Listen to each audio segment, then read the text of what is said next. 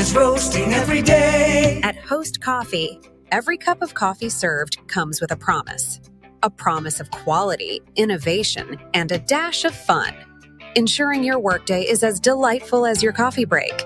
Call Host Coffee today. Proudly serving Nebraska since 1972. Host Coffee is always roasting something good for you.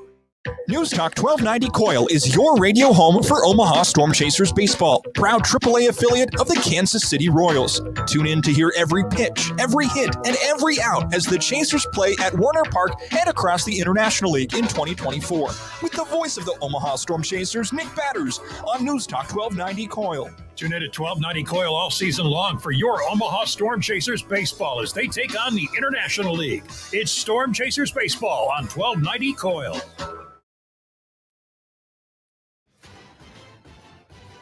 I'm Taylor Bashotti with NFL Network Now on the Westwood One Radio Network. Jamar Chase's status is still uncertain heading into Week 1 for the Bengals after the wide receiver showed up at practice in street clothes again on Monday. He and the Bengals are in talks to get a new deal done, which would make him the highest-paid receiver in the league, according to NFL Network insider Ian Rappaport. Head coach Zach Taylor saying, "We'll just take it day to day," when asked if Chase would play Week 1. Meantime, Cowboys head coach Mike McCarthy announcing Cooper Rush will be the team's backup quarterback behind Dak Prescott. Trey Lance will be the third on the depth chart heading into the 2024 season. The 49ers placed rookie wide receiver Ricky Pearsall on the non-football injury list and will miss at least the first 4 games of the season after being released from the hospital on Sunday. Pearsall suffered a gunshot wound to the chest during an attempted robbery last weekend. This has been NFL Network Now on the Westwood One Radio Network.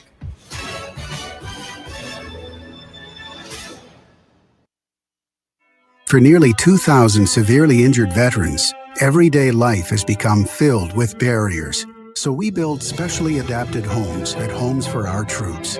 And thanks to our donors and supporters, this life-changing gift of freedom is provided mortgage-free to these veterans. But we need you to join us too in completing this important mission. Please visit hfotusa.org and help build homes and rebuild lives. All right, when it comes to getting life insurance for your family, a lot of excuses can get in the way. But ask yourself this: if something were to happen to me, who would pay the mortgage, the kids' education, and the other bills? Then forget the excuses and check out Ethos Life, the online, easy way to get life insurance in 10 minutes. Ethos has rates that you can afford, like a $500,000 policy for a 40-year-old male starting at $1 a day or $30 a month, with a few health questions and no medical exam. Get your free quote right now at checkethos.com. That's checkethos.com. Not available in all states. Rates. Email us on the Equitable Bank inbox with whatever is on your mind. Zone Inbox is brought to you by Equitable Bank. We take banking personally. You can get me, Gary, at 1620thezone.com. We want to hear from you on the Equitable Bank Zone Inbox. Sorry, but we actually have a wait list for our Monstera. Shaw's greenhouse is really bringing in the green. We can't keep snake plants in stock. She needs a construction manager to build on her roots and grow. We could add a whole section for ferns. Here we'd have dahlias, dahlias, and more dahlias. Indeed can help her hire great people fast. I need Indeed. Indeed you do. You can schedule and conduct virtual interviews all from your employer dashboard. Visit Indeed.com/credit and get $75 towards your first sponsored job. Terms and conditions apply. Guess what, people? Wendy's has new saucy nugs. You heard me. Wendy's nugs now come in 7 saucy flavors. Buffalo, honey barbecue, garlic parm, spicy ghost pepper. You can literally hear your taste buds after every bite. I'm serious. Listen to mine. Okay, that's just me playing with sound effects, but you got the idea. For a whole new way to nug, gotta be Wendy's. Participating U.S. Wendy's. Roofing, siding, and gutters. Make the right call with the rooferys at John Higgins Weather Guard. 1620 The Zone. Now we're going to get big here. Dowdell, the one back. Raiola under center from the 5. 2 to the near side. No wide out. Split right. Raiola, long count. Motions Jalen Lloyd. Gives it off to Dowdell. Right up the middle. Touchdown, Nebraska. Great concept. Little split action. Well, that parted the Red Sea right there for Dante Dowdell. Jackson the back. Locklear claps the hands.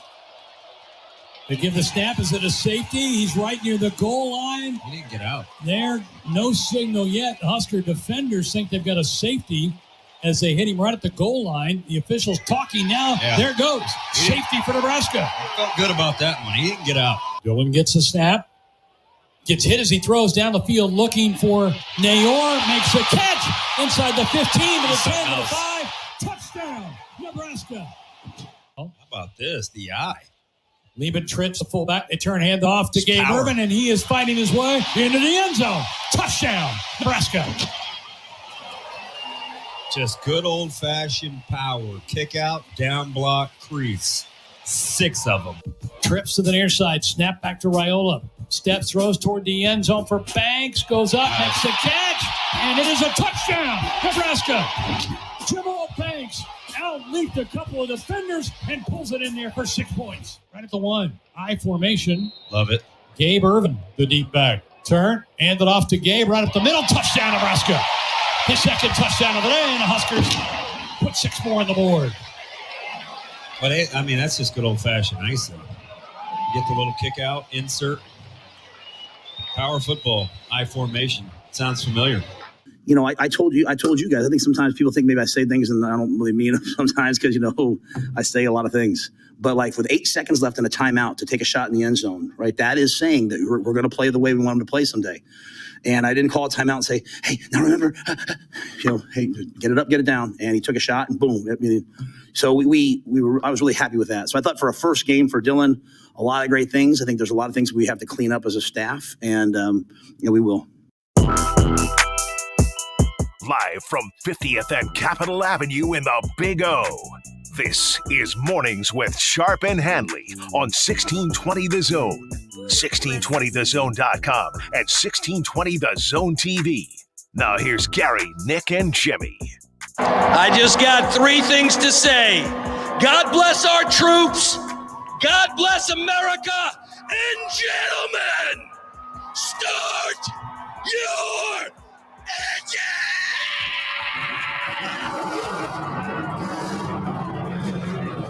All right, you've been waiting this for a long, long time. Actually, about a year now.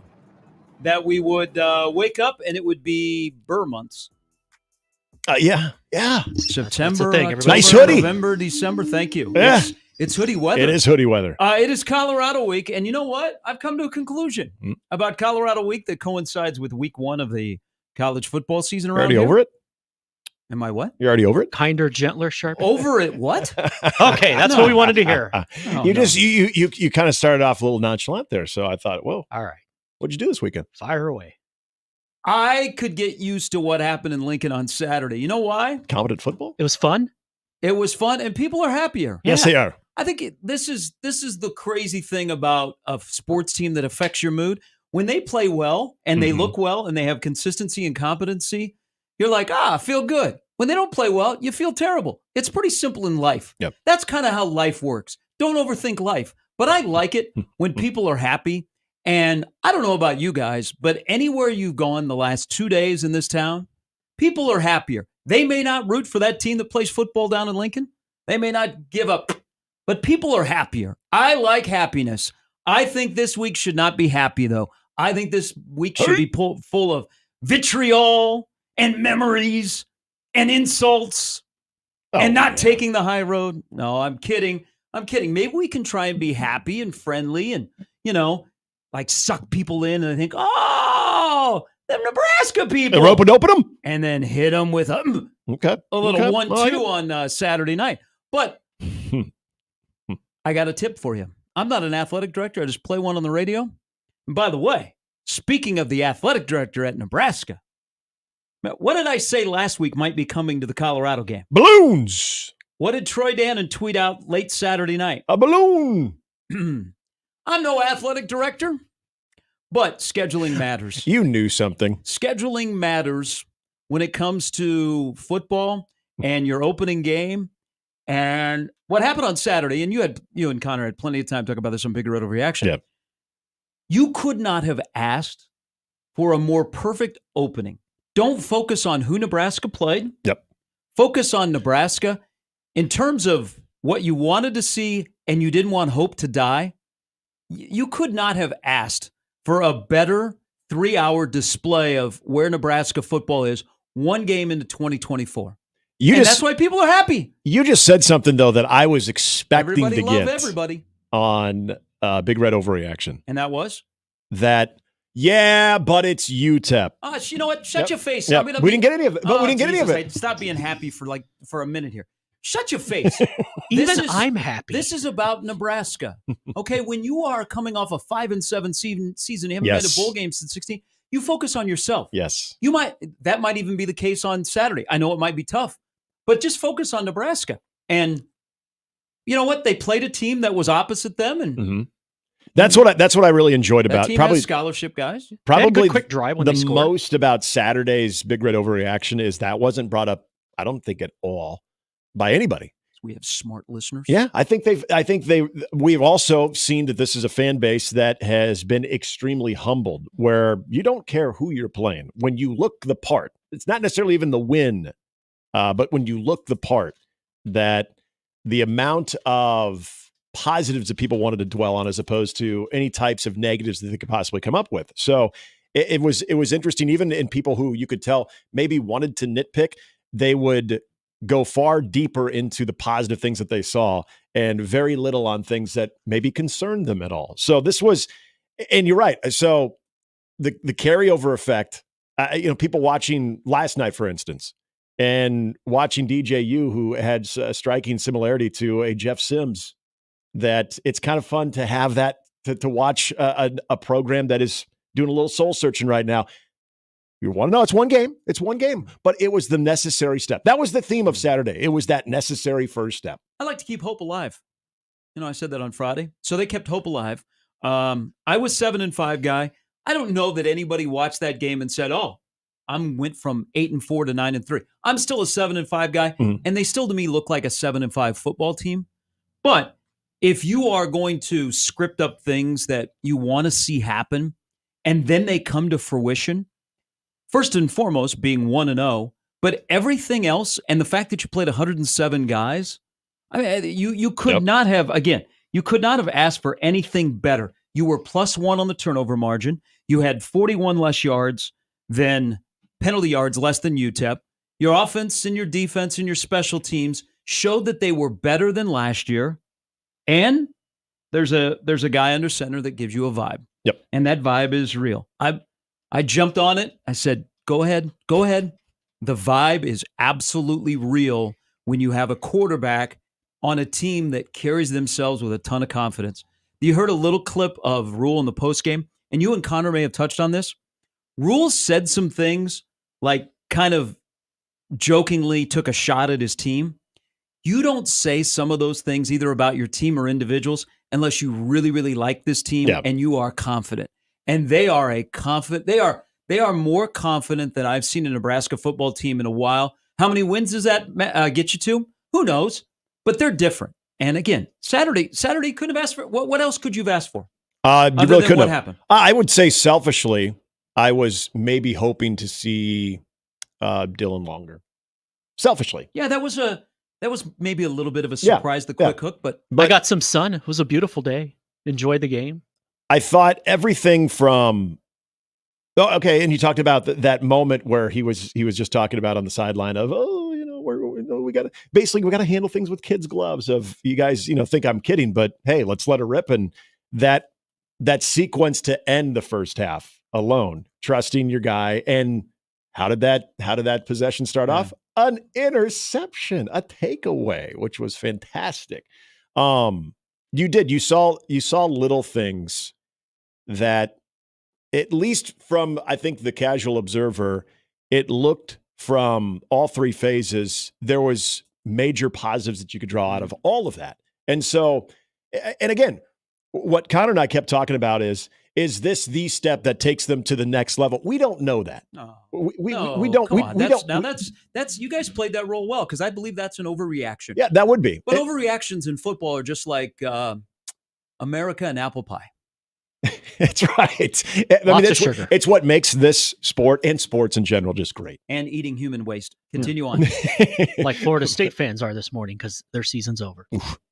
Yeah, they got a 1% chance, by the way. I said it last week. Playoff. They had a 12% chance going into this week, and now it's down to 1%. Anyway, Yeah, there was a lot of excitement, and it wasn't our job to temper that because I think everybody had been waiting for that. Everybody wanted the validation of what had been spoke of in the offseason. And one game doesn't mean that, it's validated. But what we kept saying is that was the team you're playing. Okay, you couldn't fast forward and play Colorado right away. That was the team that you were going to play. So all you could do in that game is look the part against that team and do those things that, and again, a lot of little things. If you go to middle of the third quarter was their second penalty of the game, all the way midway of the third quarter. So even those first game mistakes that we typically say, I expect to see this, doesn't mean I'm going to think it's a bad performance, but I expect to see this. Even some of those things didn't turn up with this team, which was great to see. I think so. It's rare to have a pedestrian win, and that's what Nebraska had. You got to go back to the Northwestern game. People didn't know what to do at halftime. They're like, okay. What do I do with my hands? I didn't buy a program from Randy, who was there. I walked by him going to the stadium, 49th year that he has I looked for him. Been selling programs. What was the going I rate? ran into Randy and Kent, like almost back to back. Yeah. So Superfan Kent that everybody knows that goes to every Husker sporting event. We rode up in the elevator together. 51st opener for Kent. So they got a pedestrian win. People didn't know what to do. Like at halftime, okay, they're up big. This feels like, I could get used to this. Do I embrace this? So, but the thing that stood out to me the most, and I said this on Friday, because this is a comparison of Colorado and Nebraska. When I watched the first game of the year, regardless of opponent, do we have to couch that every time? No, let's not. Regardless of opponent? No. So I want to see a football team that looks different from the last time I saw them. Yeah. Colorado didn't. Nebraska did. Mm-hmm. And this is what you should there's a wide receiver, there's a quarterback, there's a philosophy, there's a violent mentality this football team to get excited about. But I'm going to give you another indication of this is going long term. And maybe I'm reaching here, but just like apple pie, overreactions are what drive America. Is watching that team play with 107 players, plus one on turnover, things that were said that there will be consequences if you don't do X, Y, and Z came to fruition, is they had a really good camp. They were well prepared. They were not sloppy. You could tell that they had gotten a lot of reps with the ones, the twos, the threes, and even further down the depth chart. They had a good camp where they probably didn't have a lot of wasted days. Guys were in good spots to make plays, so they had a good scouting report. And I think that is a good sign moving forward because here's one of the bigger takeaways I have about Saturday, Nick. 107 guys played. And it was it could have been. Yeah. And there were guys that played for Nebraska that are not even on their flip chart. Yep. When the second, third, fourth, and even some positions that got to, not everybody got to like a fifth string. And even on the backups on the special teams units, it did not look like it was a circus. Right. It actually looked like guys knew what they were doing. They were in the right place. And that is a sign to me moving forward that this is a staff that Monday through Friday are making it where that's the hard part. Saturday's the easy part. Yep. Because when you play 107 guys, and Nebraska's not in the mode of playing a lot of those guys of late, and all of a sudden guys are out there playing they've never played before, and they're playing anywhere from 5 to 20 snaps, and it looks like they belong, or at least they're doing what they're supposed to do. That's a great sign for now and down the road, in my opinion. Yeah, and so we did get into that a little bit too, of the fact that you had to go to the roster. I mean, this was a la spring game when you have to go to the roster and start looking at numbers. Smith-Flores is not on the flip chart. And watch him make a stick. Some people forgot that he switched positions and he's over and he makes a play. Right, exactly. Looking at, I'm like, Segrin, Bricks. So Maverick Noonan's wearing 22 this year. Because, I mean, you're literally looking at the roster like, wait, okay, that looks like a dude. Why don't I recognize that number? Okay, now I got to look at the chart. Very similar to what you do in a spring game when you're just trying to keep tabs of everybody. But So this was the kind of our closing portion of the show where we got into, because I believe someone had called and brought this up too, and I think it was a very astute observation, is and very similar to what you just said right there, of when you see the 2s and 3s, it's one thing, it's you always feel good to see them get in, and I think in most circumstances they're in obviously because the game is out of reach. Hopefully it's because your team is leading, not because you're on the receiving end of a whooping. But at that point, it's kind of all right, you let your guard down. You're like, whatever I see is going to happen, that's fine. I'm chalking it up to, well, we had our second or third stringers in. When you think about culture and what you're trying to build in a competitive environment, and this is something that I believe you talked about this a year ago, of one of the most important things of this football program is that competitive environment, but also what did you always say about developing and the depth of the bottom half of the roster as opposed to the top half?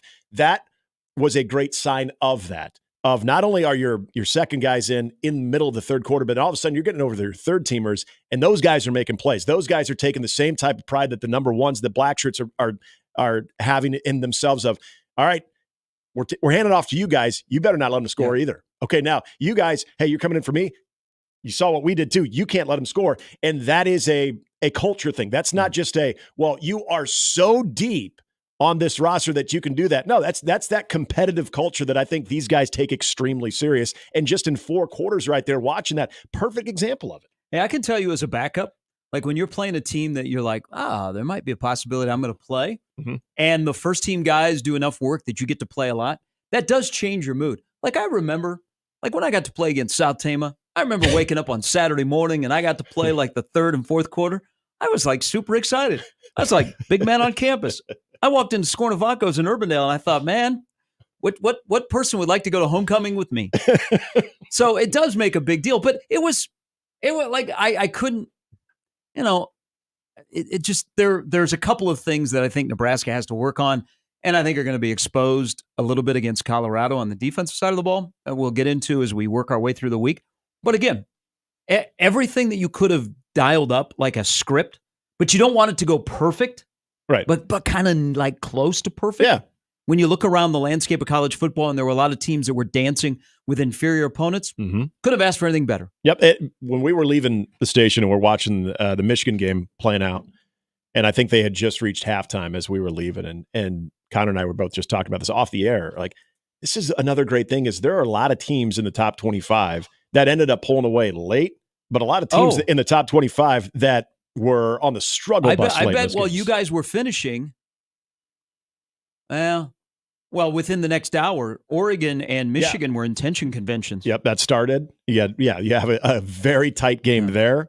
We were making reference to, now, mind you, not ranked team, but up here of Nebraska, and watching Wisconsin the night before really struggle against a Western Michigan team as well. So that aura in Madison is not there. It's weird, yeah. A lot of things from this weekend. Still looks like they had fun. That I feel like there are a lot of programs that maybe are feeling, especially ones that have major aspirations, that are feeling a little itchy and scratchy today. Again, what Nebraska needed to show against a UTEP team was a reason to trust this team, and I think they did everything they could. Because you're right, if it is all looking so perfect, and we know that if you're the perfect product right out of week one, not a great thing, because the only way you can go is down. And it provides false confidence. And I think this coaching staff and this team are obviously on that same page of, okay, now that one's over. You got to get better or whatever, all those cliches. But yeah, everything that from game management to special teams moments to late half ability to put the ball in play and actually be able to put yourself in a position to score, how you handle a timeout, little things like that we were just curious. We knew it wasn't going to be the end all be all. Okay, this is how it's going to be the rest of the season. But you wanted to see certain examples of things that were a little rocky the previous year, and I feel like there were at least minor situations that presented themselves to where you could see how Nebraska would react from the sideline to the guys on the field. Yep. It's here. It's Colorado week. I don't think this show will have any guardrails. I mean, we might be mature, but if you don't want to be mature and you want to be on the show, whether you root for Nebraska or Colorado, have at it, because this is what college football is about. It's about intensity. It's about characters. It's about games that matter. I don't know why Nebraska won't lead into a measuring stick game. I don't know why. Don't know why, but High Road, he went there yesterday. Yeah. But this show will, we'll let you guys determine the guardrails for the week on what you want to talk about, what you want to say, who you want to go after, because Saturday night is here, and both teams have done their part. They're both 1-0. The line is kind of interesting. Yeah. The weather forecast is What did you perfect. say it was when we left the show on Friday? So it was 7, and it opens in most places at 5. Mm-hmm. Do what you will with that. Now, but wasn't it? But I think it might be a trap because they want you to believe the Colorado hype. Wasn't it? That is just my, Jimmy the Greek. Oh, you make me want to do it. You make me want to put some money on it. Wasn't it 7 in favor of Colorado, though, on Friday? No. It's never been. Okay, for some reason, I thought when you said that on Friday. It's always been Nebraska. Okay, it's because they're in Mountain Time. That's what you're thinking. I thought you said it was. Oh, no. That's why I was a little confused, because then I thought, oh, wait. 64. Now it completely flipped 14 points, because now it's 7. All the Vegas needed to see Nebraska play Utah. This isn't last year, where it did flip like that. Yep. All right, let me give you the lineup for the show today as we're back in on a Tuesday. Lineup brought to you by the Roofers at John Higgins Weather Guard. Sam McEwen, Brian Christopherson, and Andy Kendi is going to join us. Oh, have you guys seen? Oh, look at that. It's going to be. Gary, you're going to need a coat. There might be a little chill. About 71 at kickoff. By the fourth quarter, the start of the second half, it's going to be 64. Yeah. I know that Saturday morning is supposed to be below 50. Mm-hmm. Oh, what is going on around here? So now you can do the pumpkin stuff, I guess. This is exciting. Hey, the pumpkin place, Vala's, is already open. Oh, I know. Drove by there on the way to the game, and like the parking lot that is right next to I-80, packed. We were visiting our in-laws. I thought they used to just have like a 4 or 5 week window. Yeah. Now, does Vala's go year round now? Year round to them is maybe just doing an extra month. Wouldn't you like to work like 2 months of like hardcore, just all right, pedal to the metal, then have the rest of the 10 other months off? I do, and they do well. You do that? It's it's called the fall. It's the kind of teacher schedule.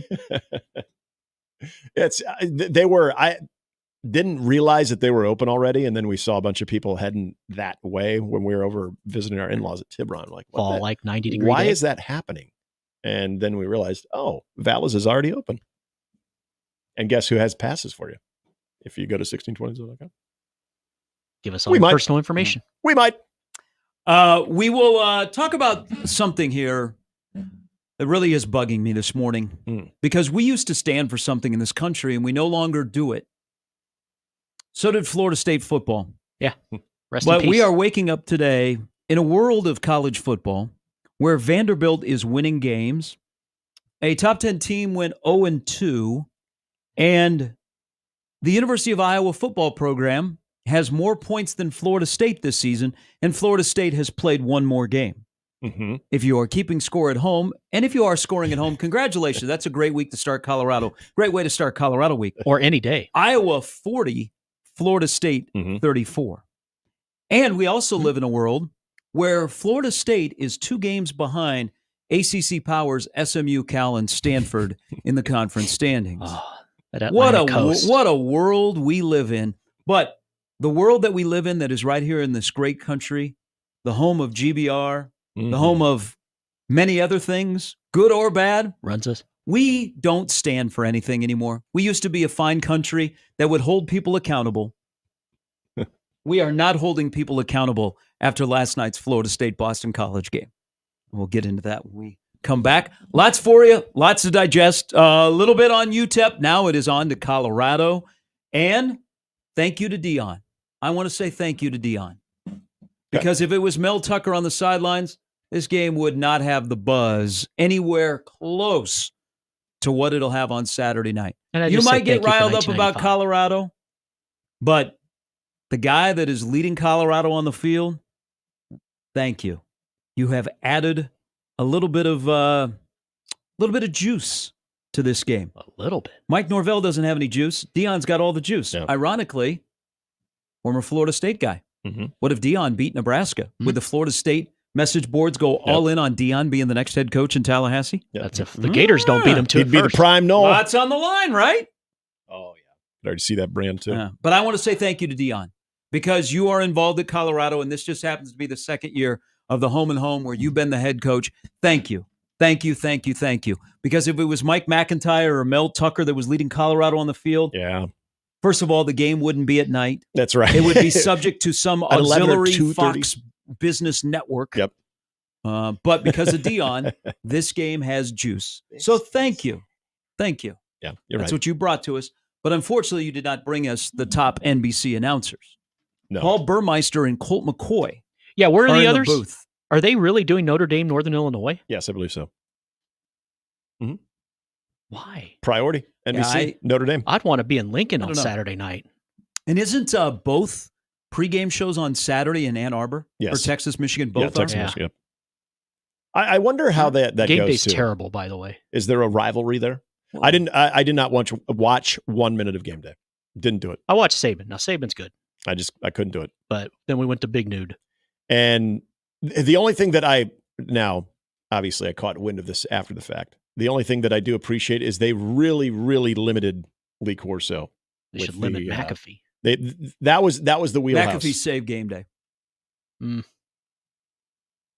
Johnny Manziel didn't? No, I'm just kidding. The last 2 years, more people have talked about game day, whether That's good true. or bad. Yeah, Whether it's good true. or bad. It's I mean, there was a third stretch deal. where people were off game day. They didn't even talk about it. Well, you recharge it with him. Whether you like McAfee or not, he draws eyeballs and he draws attention and he makes you feel something. So good on him. That's what he's supposed to do. McAfee saved game day. Saban has enhanced game day. Okay. All right. Manziel was good though. I enjoyed Yeah, it. I He was sober. It was early. I caught the whole prediction part of it, just to see what was going on there between McAfee and Corso and here in Manziel. Yeah, Manziel was actually wasn't completely off the chain. I figured he'd be already half cocked by then. I thought he would be done. That was pretty human. I think everyone was. That was full. his place. That was his moment. And I don't know if they said, "Hey, we just need you to be a little bit on your best behavior." Then after that, you do you, buddy. But the Corso with the. Okay, this is the only question. Wasn't he the only guy that got the prediction right? Yeah, Wasn't he the only guy he that predicted Notre Dame? was. Now, this is the one thing, though, I wanted to know. Was the guy, the other leprechaun, if you will, was he a priority? Was he a must? Like he needed him to accompany Lee there? I mean, is that helping him? Is that where we're Probably. at? Okay. Yeah. All right. He had good moves. He had better moves than me. No, he did. He again, minimal role. Let him be part of that. Said very, very little. Good. That's fine. Good way to start phasing out of it. I thought that was. I think just having fine. Saban and how good he is helps with that. Well, the other thing that I would be intrigued by now, because the McAfee effect, as you mentioned, that whole thing just needed a kickstart of something new, whether it was outrageous or not. And what I also believe, because I remember even catching this at the end of last year, is this is not just because of the COVID thing. I've never been a huge Desmond Howard fan of anything that he brings to it. That also minimizes, Spoken like or a at Buckeye. least has him speaking less. I noticed in Dublin that with Saban on the set, why is there a need for Desmond Howard? Right. That's a great question. Other than he was part of the original group, and they clearly have a tough time parting ways with some of those guys, unless Chris Fowler wants to do other things on his own. That's fine. I don't know if that day will come as soon as maybe some of us want. I hope it does. Who knows? I mean, I'm just a petty Nebraska fan. He's I on a guess. network that doesn't have the Big Ten.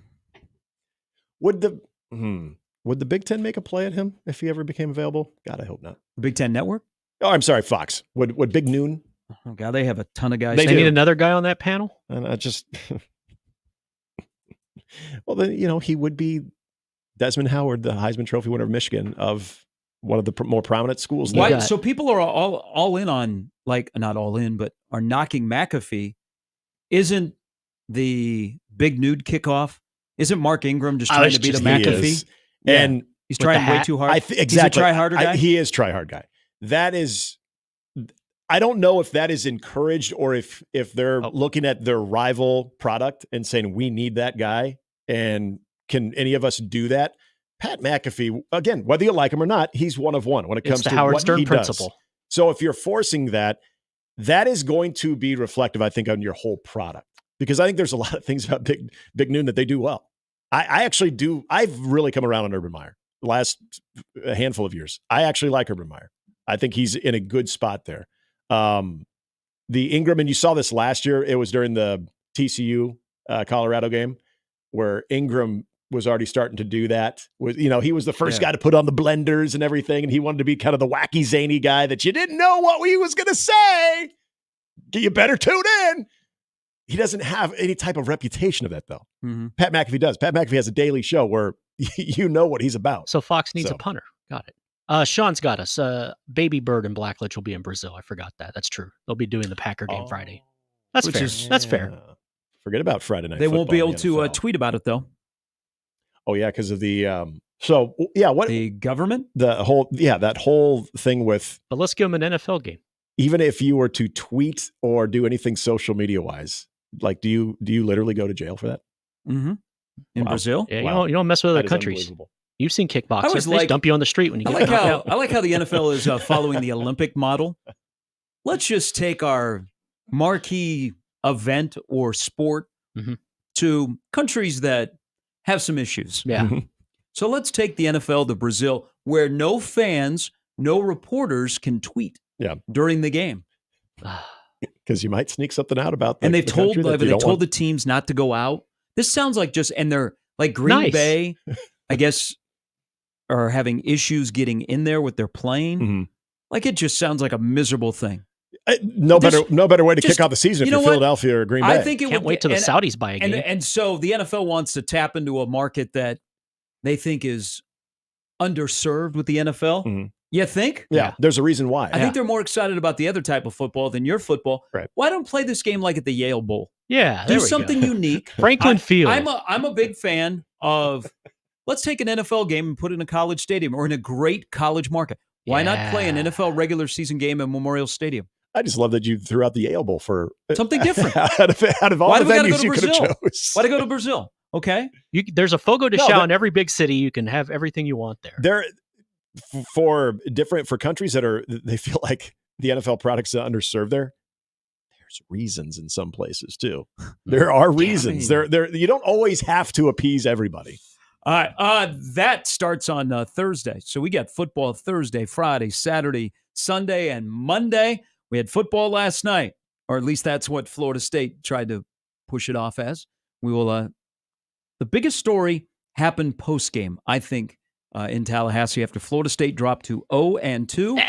And by virtue of winning, somebody got Bill O'Brien a dry fit. Got him out of that 4XL that was way too big that he was wearing on the sidelines. He was sweating a little bit. It was humid. We're off and running. Sam McCune will join us within the hour with thoughts from this past Saturday and what is ahead when CU rolls into town for a 6:30 kick on NBC this Saturday night. This is Saturday Welcome night. to Colorado Week. Is that the song? Yeah. Okay. Fall Out Boy. On 1620 The Zone.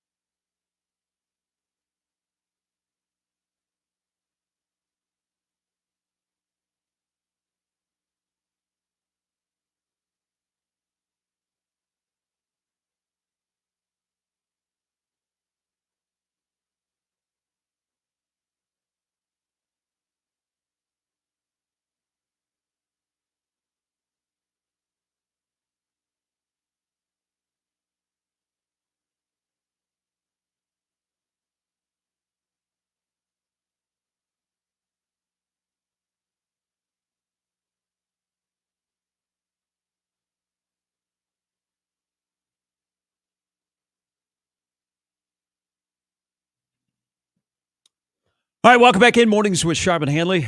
Jimmy here as well to kick off Colorado week. We pro Bill O'Brien before last night. I like him. Yeah, I was always fine with Bill O'Brien. The Bill O'Brien Texan stench, I think, wore off a while back. So, and then going on the Bama, the resurrection school or rehab school, I should say. Resurrection. That's Notre Dame. I don't mean to get religious on y'all, but the rehab school I think helps. Always does. And then look at what he did last night. See, I think I love what he did at Penn State. I still don't think people give him enough credit for what he walked into at Penn State. And I mean, they were competitive. Problem happened in the NFL is he wanted to get into personnel decisions, and that's not his strength. So he got exposed in the NFL. He's the perfect fit for Boston College. He's always been a guy that has a ton of energy. Now, I'm sure he wears out his welcome pretty quick. Yeah. But in the NFL, he just didn't want to be the coach. He wanted to be in charge of personnel. Yeah. Now he's back in college. I mean, they talk about looking different, not just the outcome. Boston College looks like a completely different team. But they had juice on their sidelines. There's a lot of things wrong with Florida State, but man, they look uninterested. And they have a head coach whose body language is awful. That is on him. That looks like a guy that I tweeted this out as Willie Taggart without Jordan Travis, because he's now 2-10 when Jordan Travis isn't his quarterback. But he also looks like a guy that lost a ton of dudes to the NFL, tried to replace them with portal guys, and he looks like that roster looks like some guys that love their paycheck more than they like playing football. Yeah, and because there is a paycheck to the quarterback, you have to go, oh man, can I bench him? Weird deal in Tallahassee. And that's it. Yeah. So right where you left off there, the fact that you are not even, I mean, the season really hasn't even kicked off. Now they do have, and this is probably good and bad for Florida State as far as the amount of conversation, because they're off this week. Florida State fans, welcome. We had this in 22. Your season is over before you know it. Yeah. It's especially a team that was already preseason top 10. Okay. It's one thing if you want to see a team go from a 5-win season to a 7-win season. There's still all of that in front of you. But when you are looking to be part of the college football playoff mix, and you literally have, from the analytics, a 1% chance of making the college football playoff, that says a lot. The defensive line, this was one of the things that we heard a lot about, that, hey, this is going to be one of the best defensive lines in college football. What Georgia Tech did then, remember, after the Georgia Tech game, we're like, hey, they were being very physical. Boy, that was such a good game plan. Boston College, well, this goes to Bill O'Brien as well. You think he didn't look at a lot of that too, but realize we can push these guys around, and we're going to at least try to until they push back. They never did. So now you go from being one of the more talked about preseason defensive lines in college football to one that is extremely vulnerable, and you've got a quarterback problem. You were hearing the calls for the quarterback, the backup quarterback in Glenn, in what was that, the third quarter, early in the third quarter, that the entire stadium is saying that. So, and then you got to sit on it for a week, which is not a comfortable feeling right now for Florida State. So there was just so much about that. And then, and I don't know if this is where you're going when you left our last segment, but listening to Mike Norvell after the game, here's a good combination. He should eat poop. That's where I was going. Or you could do Ozempic. Okay. Well, I want to, excuse me, I want to use two examples of a coach. Eating human waste? No. Never say that you're going to eat human waste and then don't do it. You need to say, like, if you say, I need to. Do you know where I'm going with this about the Florida State fan? Yeah, yes. The Brian Kelly post-game press conference, which did not eat poop, I think was kind of forced. Why do people want to eat poop? I don't get it either. A lot of people are fascinated with poop. I'm not. Ask, was it Eagle fans? I could go for breakfast. Yes, Eagle fans ate from a horse. The horse, yeah. But Brian Kelly is talking. He's answering a question, and then as he's thinking about it, emotion hits him. Now, whether he did that for show, I tend to think he did. He wanted to really drive the point home to LSU fans that he was really mad. So but he did that. He looked like he was on top of it. Couldn't wait to get back out on the field. Couldn't wait for his team to get back out and compete. I'm listening to Mike Norvell, who sounds like a defeated man, and you are not even 3/4 of the way into the season. Or through the season, like, you got that much time left, and he looks like he's searching for answers. And there is a lot about that game last night. Maybe it was just because I was watching DJU's play and having PTSD of watching Jeff Sims. Now, DJU is a more accomplished quarterback than what Jeff Sims is because he's had more starts, been with more accomplished programs. But his inability to throw the ball accurately and to just hit wide open receivers, maybe not the biggest turnover machine like Jeff Sims was, but they happen. It's the inability to hit the wide open guy. Yeah, you're handcuffed. They have no energy. No. You're absolutely right. They had 12 men on the field last night to play, and they still couldn't stop the run. Exactly. They're getting gouged up front. Personal fouls. Their offensive line is getting abused. Quarterback isn't their only issues. Mm-hmm. And it shows you, and this is why you should appreciate the game that's going to be played in Lincoln on Saturday night, is you better get your quarterback right. There may be only one coach in college football that doesn't need an elite quarterback to build a program and win a championship, and that's Kirby Smart. Yeah. Almost everybody, and you want to have a good quarterback. No one says, oh, I'd like to have a guy that, can't see be my quarterback, okay? Yeah, that's a given. But you got to get your quarterback right. Nebraska and Colorado look like they have the quarterback right. One definitely. Yeah. The other, good debut. Not a bad debut. So you got to get your quarterback right. And going back to what Saban said on game day, if you're going to pay players, you better pay the right players. Right. Florida State may have paid the wrong players, but in the NIL era, can you bench somebody like DJU? It makes me appreciate that you better get your quarterback right, because did you look at Wegman's stats from Texas A&M? He threw for 100 yards in a college football game of a Power 4 school against Notre Dame. Yeah, he had a Zach Lee game. He couldn't complete a pass when they needed to, and they had a rally in that game. You better get your quarterback right. And if you're going to go the portal way, boy, you better have that person vetted. Nebraska made a mistake last year, and they paid for it. Then they decided, man, we got dropped from heaven, this 5-star into our laps. Let's develop quarterbacks. But you better get it right. It also made me appreciate how good Jonathan Smith was in what he did with DJU at Oregon State. Because last night we got Clemson, DJU. Yep. But at Oregon State with Jonathan Smith, they never made DJU the focal part of that offense. They surrounded him with really good players, and they said, don't be the guy that is good enough to get us beat.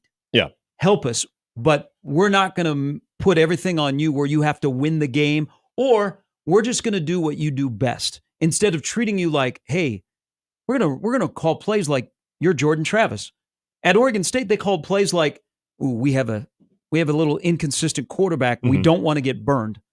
And I think that's the difference. And when you are in quarterback purgatory in college football, you are in trouble. And Florida State, that is the first issue, but they have a litany of issues.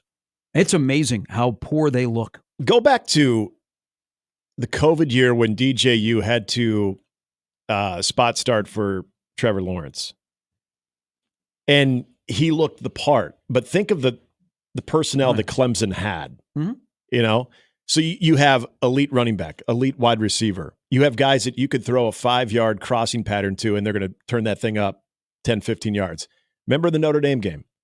He looked good. So not just what Oregon State did too, but when he came in, where all of a sudden his stock was up because of the actual personnel that he had on the field. Was that his high point? Well, I mean, so I haven't as far as individual performance. I haven't seen a fall off from a great quarterback. Now, Jordan Travis was 5th in the Heisman Trophy balloting last year. Yeah. I haven't seen a drop off like at Florida State from Jordan Travis to DJU since Trevor Lawrence to DJU. Yeah. Right. Because remember, that's a bad thing to have on your resume. When it was the following season, when it was his season, once Trevor Lawrence got drafted, you saw, remember, a lot of people you're watching him thinking, where was that Notre Dame DJU? Wow, this isn't great. So it just goes to show you, and it's a good point about Oregon State. you've got a guy that you know you can function with as long as you have the personnel. But for Florida State, you're absolutely right. In that position, when you're going from Jordan Travis and you're going from feeling like you got slighted in the college football playoff, now it expands to 12, so you're going to make sure that there is zero drop-off. That is a tough pill to swallow because of that window being now for Florida State to try to get in there. The other quick thing about Boston College, as we bring up Bill O'Brien's background and where college football is now, look out for this. Because as this is more of a business, and when it comes to talent acquisition, you mentioned the one thing about the Houston Texans job that there was sort of that duality of, do I want to be the GM or do I want to be the coach? This is right up his alley because now you are college football, and now what Bill O'Brien is out there on the East Coast, kind of sleepy Boston College, sneaking around in the ACC on teams, you've got that ability to acquire talent, to pay talent, depending on, and I don't know exactly off the top of my head what their NIL or what their resources look like. I would assume Boston College, though, has some pretty well-off donors. This is a sneaky good role for Bill O'Brien in that program, given his background and what he really does want to do when it comes to identifying talent, acquiring talent, and being able to put it into play. Because you saw vintage Bill O'Brien. Like I go back to the days of, Christian Hackenberg and stuff, but you think of, they still were always a physical team. Bill O'Brien knows how to be physical up front. And you saw that last night. Now, this might be more about a Florida State problem than it is, really throwing the flowers at Boston College. But you couldn't watch that game without thinking, damn, did Bill O'Brien find maybe one of the sneakier, better roles for him, given where college football is in a place like that? Well, remember, he was at Ohio State. Yes. So it was last second for a moment. He ends up at Boston College. Yeah. So the other story of last night, which is probably a bigger story, is the Knowles fan. Which that account was deleted, by the way. Yes. But you know what? Just like we found bin Laden. That's the feces guy? We will find you. This was 3-2-1 Knoll. So this fan said before the game that he would eat dog poop out of a red Solo cup if the Knowles lost to BC. I have both. I don't know why people make proclamations that they're going to eat human waste. That is not for me. I would rather eat something else. But human waste, not for me. But a lot of people are fascinated and like to eat poop. Just shave your head or something. But this country used to stand for something. That when you said you were going to do something, you didn't become a coward and delete your Twitter account. You followed through and you videoed it so that all of us could wallow in your misery. But yet you deleted your account. You said, I'll be back next year, but we'll find you. We have found a lot of things in this country. It's not just bin Laden, okay? We found the key to success. We found the key to happiness. We will find you, and we will force you to eat dog poop out of a red Solo cup. Because if you say something, you better damn well do it, especially for the entertainment of us peons. I'm really narps out there. I'm disappointed in his lack of creativity too. If you just could not stand the thought of that as you're watching your Florida State Seminoles go 0-2 and have no answers, I think I've told this story before. We used to pull this prank on my dad a lot. We would take they weren't the full size Tootsie Rolls, but the half size, not the tiny ones. And you twist them. Am I going to go? No, you twist the Tootsie Rolls and we would lay them around the house, and then our dad would come home. We'd think that the dog crapped all over the place, and we thought it was kind of funny. You could have done that, put it in the red Solo cup and said, here I go, and eat it. We wouldn't have been any wiser. No, because he would have been exposed. I think if you are familiar with poop, you're a parent. You know what poop looks like. You know the authenticity of the poop. Yes. Okay. No, I that looks like fake poop. I can see why this guy did it, because in the last decade, there have only been 3 times where a team that is in the preseason AP top 10 has started 0-2. So I get it. You think, oh man, I got nothing to worry about. Right. But I'm here to tell you what you have to worry about is, I think a nice guy, Mike Norvell, may not be a very good football coach, because the previous 40 seasons at Florida State, they started the year 0-2 twice. In the last 5 seasons at Florida State, would you like to take a gander at how many times they've started 0-2? None. In the last 5 seasons? Yeah. At Florida State? Yep. 3. Yeah, okay, I was going to say 2. Okay, yep. They have started 3 times in the last 5 years 0-2. They should get in the Big Ten. They want to get out of the ACC. I mean, the ACC may say, okay, we'll send you to the Mountain West. You're supposed to be one of the flag bearers of this conference. If this is what Boise you're going to bring State us, would be a better representative than you. We're really going to lean into SMU right now and Cal. Think about this. We might get to this a little bit later. Who had a worse week, Florida State or Florida? Yeah. Oof. Watching that thing in too. Can't wait to hear from Brian on Thursday. By the way, did anybody find out who Florida fan was? The one who was just sitting there. First of all, he had his high. Okay, so he was leaning over, had the high noon just sitting there, and then by himself looked just completely disheveled, and I mean the world was just a lost place for him. Then the feeling. They show another drive. They have to go back to the guy again too, and he's still there. So he was probably at that point reading all of his texts and tweets and knowing that he had just become a meme. So much like Michigan guy and all the other ones, Florida finally has one too, which is great. That's when you know your program is. I got thoughts on Billy Napier because he said something that you would think if a guy that's lived in Florida for as long as he has would understand something about Floridians. They don't have basements, Billy. Update with Jimmy's coming up next on 1620 The Zone.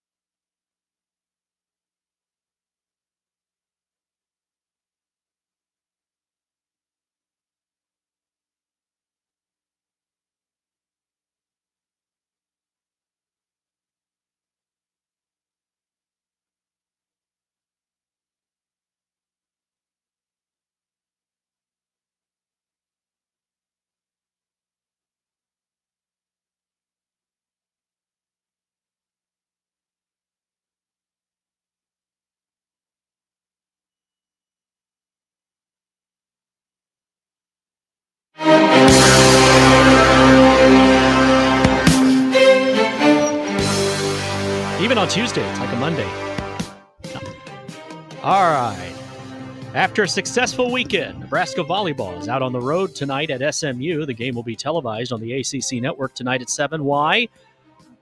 That's because the Huskers are in the Atlantic coastal town of Dallas to face the Ponies, who are now in said Atlantic Coast Conference. You could also listen to JB on the radio. Rebecca Alec is named Big Ten Defensive Player of the Week, and Bergen Riley is named Big Ten Setter of the Week. Alec earned her first career Big Ten Defensive Player of the Week award. She was named Best Middle Blocker and Most Valuable Player at the season-opening First Serve Showcase in Louisville after 11 kills and 12 blocks at a 3-1 win over Kentucky. She also hit 667 in the match. She averaged just about 2.5 kills and just under 2 blocks per set with a .415 hitting percentage in their 3 wins against Kentucky, A&M, Corpus Christi, and TCU, all in separate matches, although they could probably beat all 3 at the same time. Riley earned her 5th career Big Ten Setter of the Week honor.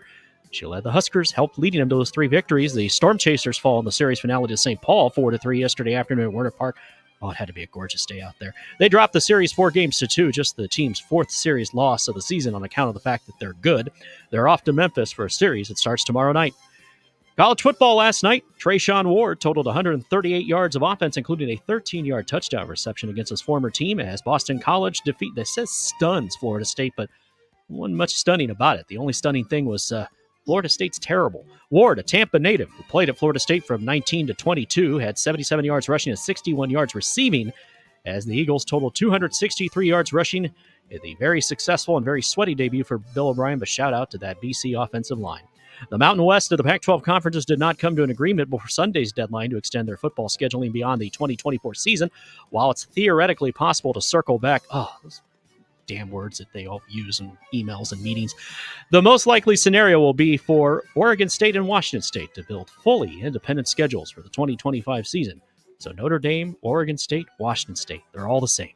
The lack of an agreement stems mostly from the Pac-12's priority to be flexible for more sea changes in college athletics over the next year. Financial factors always played a role.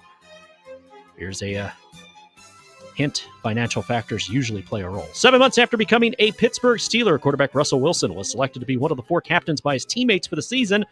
Before being named a captain, Wilson, who signed a 1-year deal with the Steelers in March, was named the team's starting quarterback over Justin Fields days after the final preseason game, though Wilson was limited throughout training camp and the preseason with a calf injury, probably too many sit-ups and playing.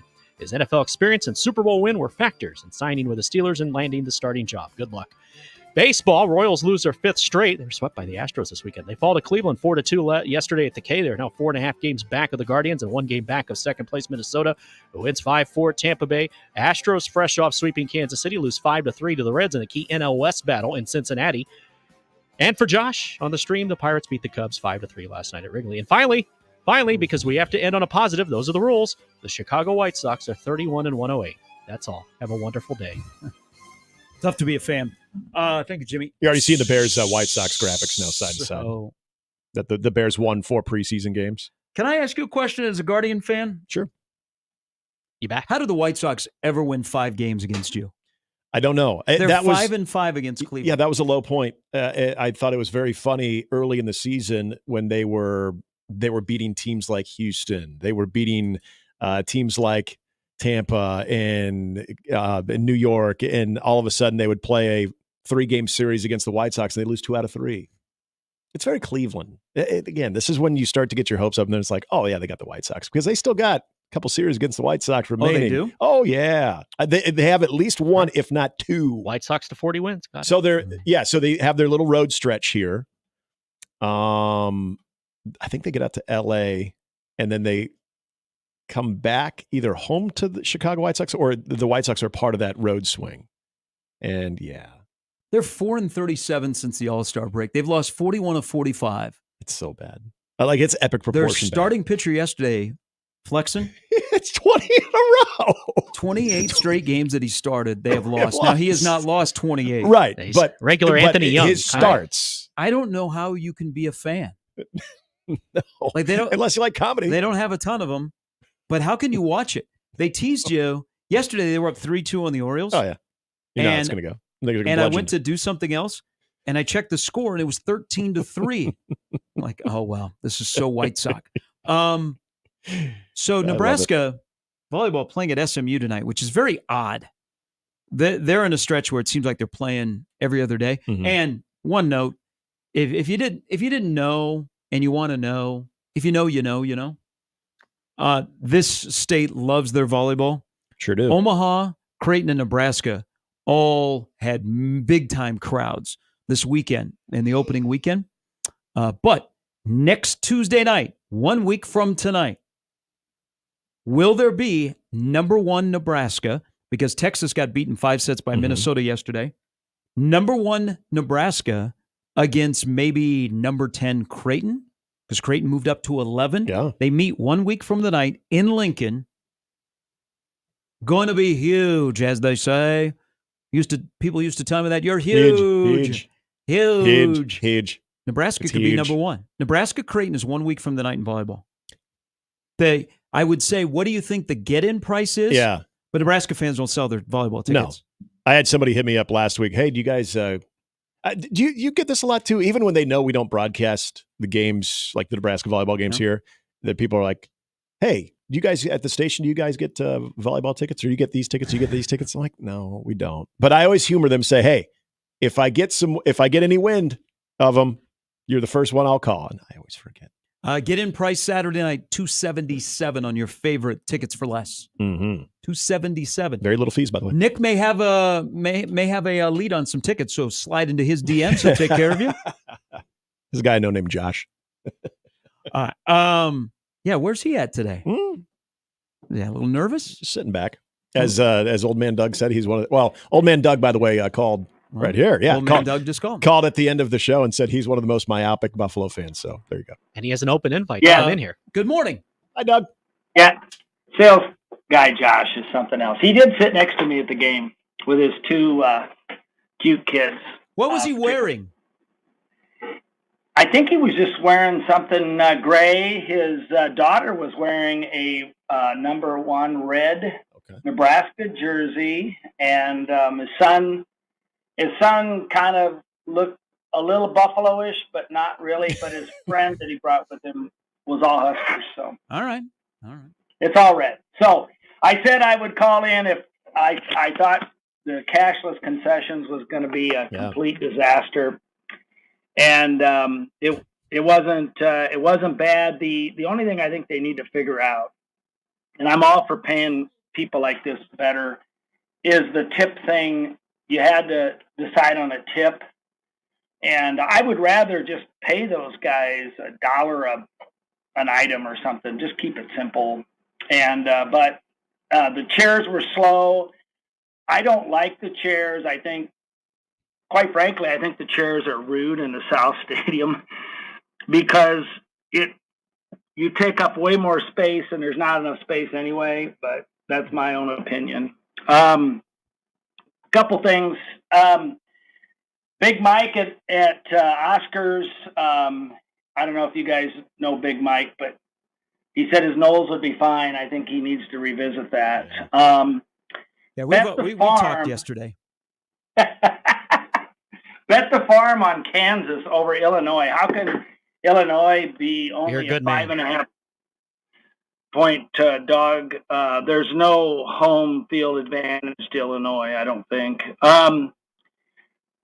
Big thing I saw at the game, Harburg's throwing looked, I know he only threw 5 passes, but I thought he looked like an actual quarterback. And then he did add the cherry on top when he just like headbutted that guy going out of bounds. Couldn't help himself.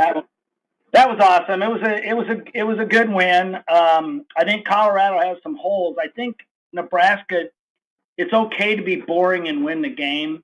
And I think they can run right at Colorado and not have to really throw that much until it's to their advantage to do so, not just because I did think a couple of times they got a little, but this is the first game. You knew you were probably going to win, so you could probably take some chances. But they were running the ball really well, and then they were like, well, we got to pass.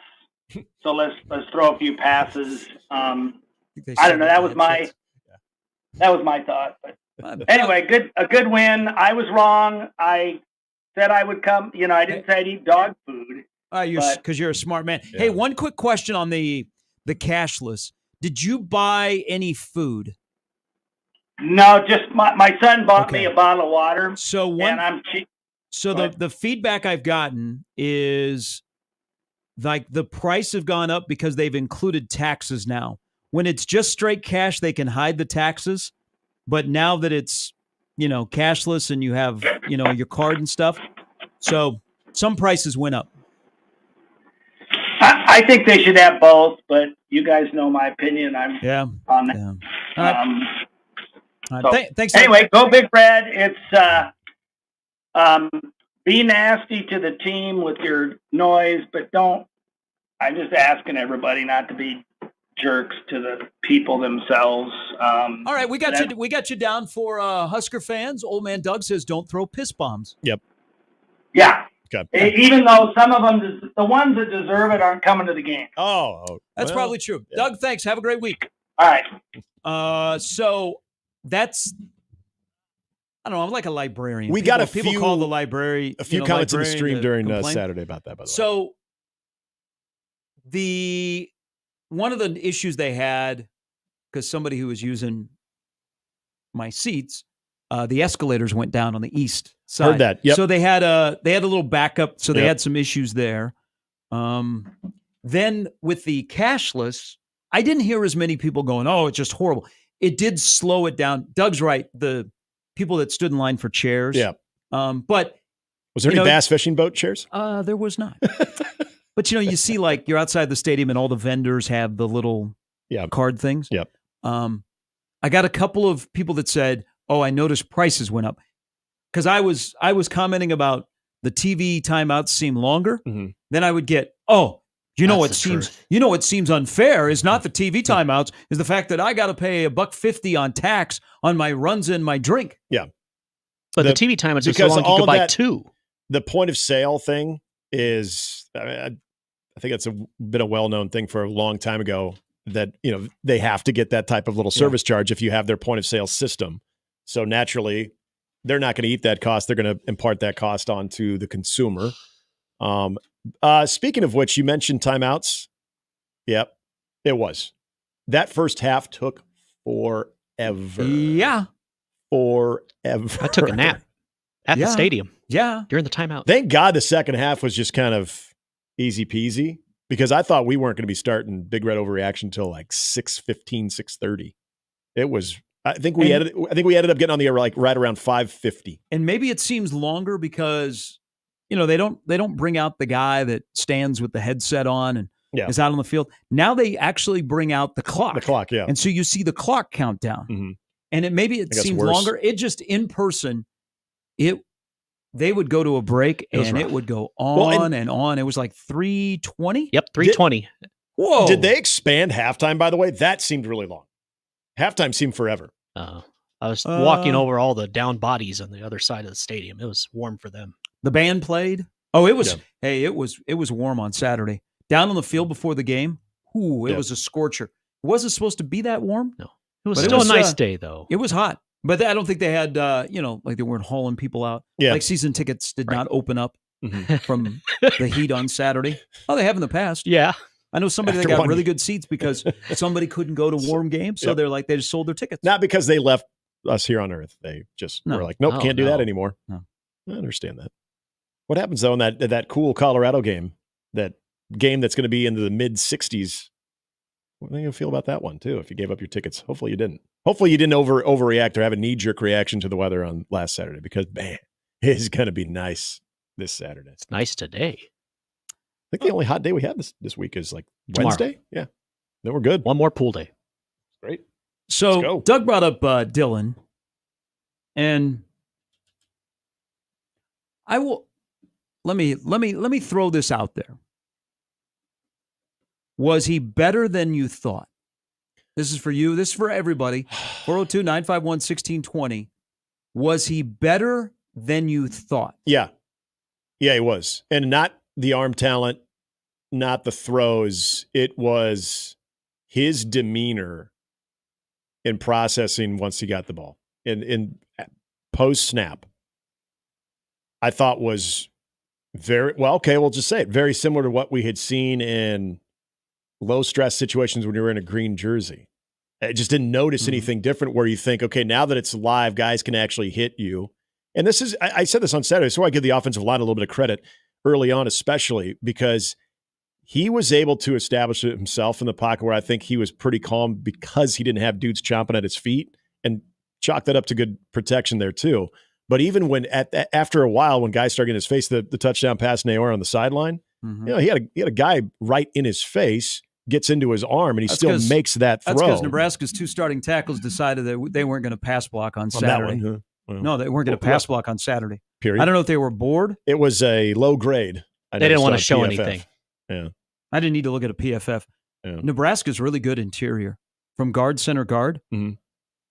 I thought Benhart just showed up. I don't think he was that good. He didn't have to be dominant. Yeah. Now, Corcoran was okay. I thought, but both of those guys, they decided not to pass block. I thought Corcoran. I said this on Saturday, and this is the only reason I went back and watched it, and I still think it's a slight edge. Again, in the not necessarily offensive line expert eyes of myself, it appeared that I thought Turner Corcoran had a better game than Benhart. Yeah, than Bryce Benhart. I thought he just had a better game. Yeah, I think Benhart was okay, but for a guy that has now started the most games ever in the history of offensive linemen in Nebraska, I don't want just okay. Yeah. And I expect him will be different. I just thought he was very pedestrian, nothing flashy. But those 2 pass blocking. I would did that. So I haven't looked at the PFF because I can watch games with my eyes. Yeah, I was curious. Were they both way down? They were. Okay, but I was way off as far as the PFF grade because Bryce Benhart was way higher than Turner Corcoran. I don't think we acknowledge how fortunate Nebraska is to have Ben Scott. Ben Scott's a really good football player, and spend money wisely in the portal. Mazuka was a really good pickup. Yep, he was blowing dudes up. I think Nebraska. I didn't notice as much of Evans, but I think Nebraska guard center guard is pretty good. Yeah, Mazuka. I thought he stood out more than anybody, especially in some of the short yardage situations where. And this was something that Verz has brought up a couple times of what he'd be looking for with overall improvement, but was that point of impact in the line of scrimmage where you were seeing, especially between center guards, the guard, that line of scrimmage is moving back. You're getting depth initially off that point of contact. First thing I was watching early in that game, the pass protection. Now, see, this is where I get a little bit more in it wasn't, I think it was awful for the tackles as I'm watching it. There were times where, and there was the one notable moment where obviously they're not sending the house, but Dylan is essentially sitting back having a picnic. And I'm watching, I don't know what the guy was doing to try to get around Turner Corcoran. It was probably more indicative of the guy on the defensive line than it was Turner. But I don't think it was almost like, oh, we're not supposed to tackle this guy because he was making no attempt to get around Turner Corcoran. But I'll give Turner Corcoran credit. He kept him within his frame the entire time. But there were moments like that early on where I thought when Dylan, especially in that first drive, was getting enough protection that if guys are getting at his feet early on, I'm curious if that calmness, that poise is still there, evident throughout the whole game. But going back to your original question about this whole thing of, did he look better than you thought? Yeah, from the standpoint of how calm he was and his ability to process as that game, is that much faster than what he's experienced in high school. To me, that I thought looked better than I could have thought. I think he protected the ball. Now, he's got a little gunslinger in him, and he threw some passes. Like Banks bailed him out on a 50-50 ball. Yeah. In a double coverage. That against better defensive backs, that's probably going to be picked, or it's going to be knocked down and you're not going to have the reception. But, he's got some versatility. He likes the sidearm throw.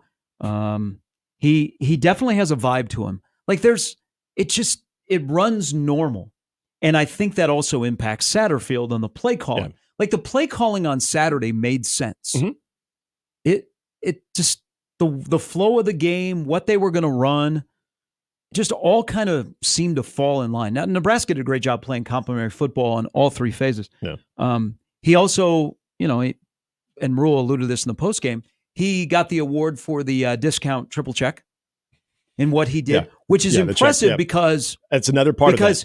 If you watch it and you just watch him on the play that is pointed out, his checks were after the 15 seconds. Right. So he'd already had the play. So in 15, and they snapped the ball with 2.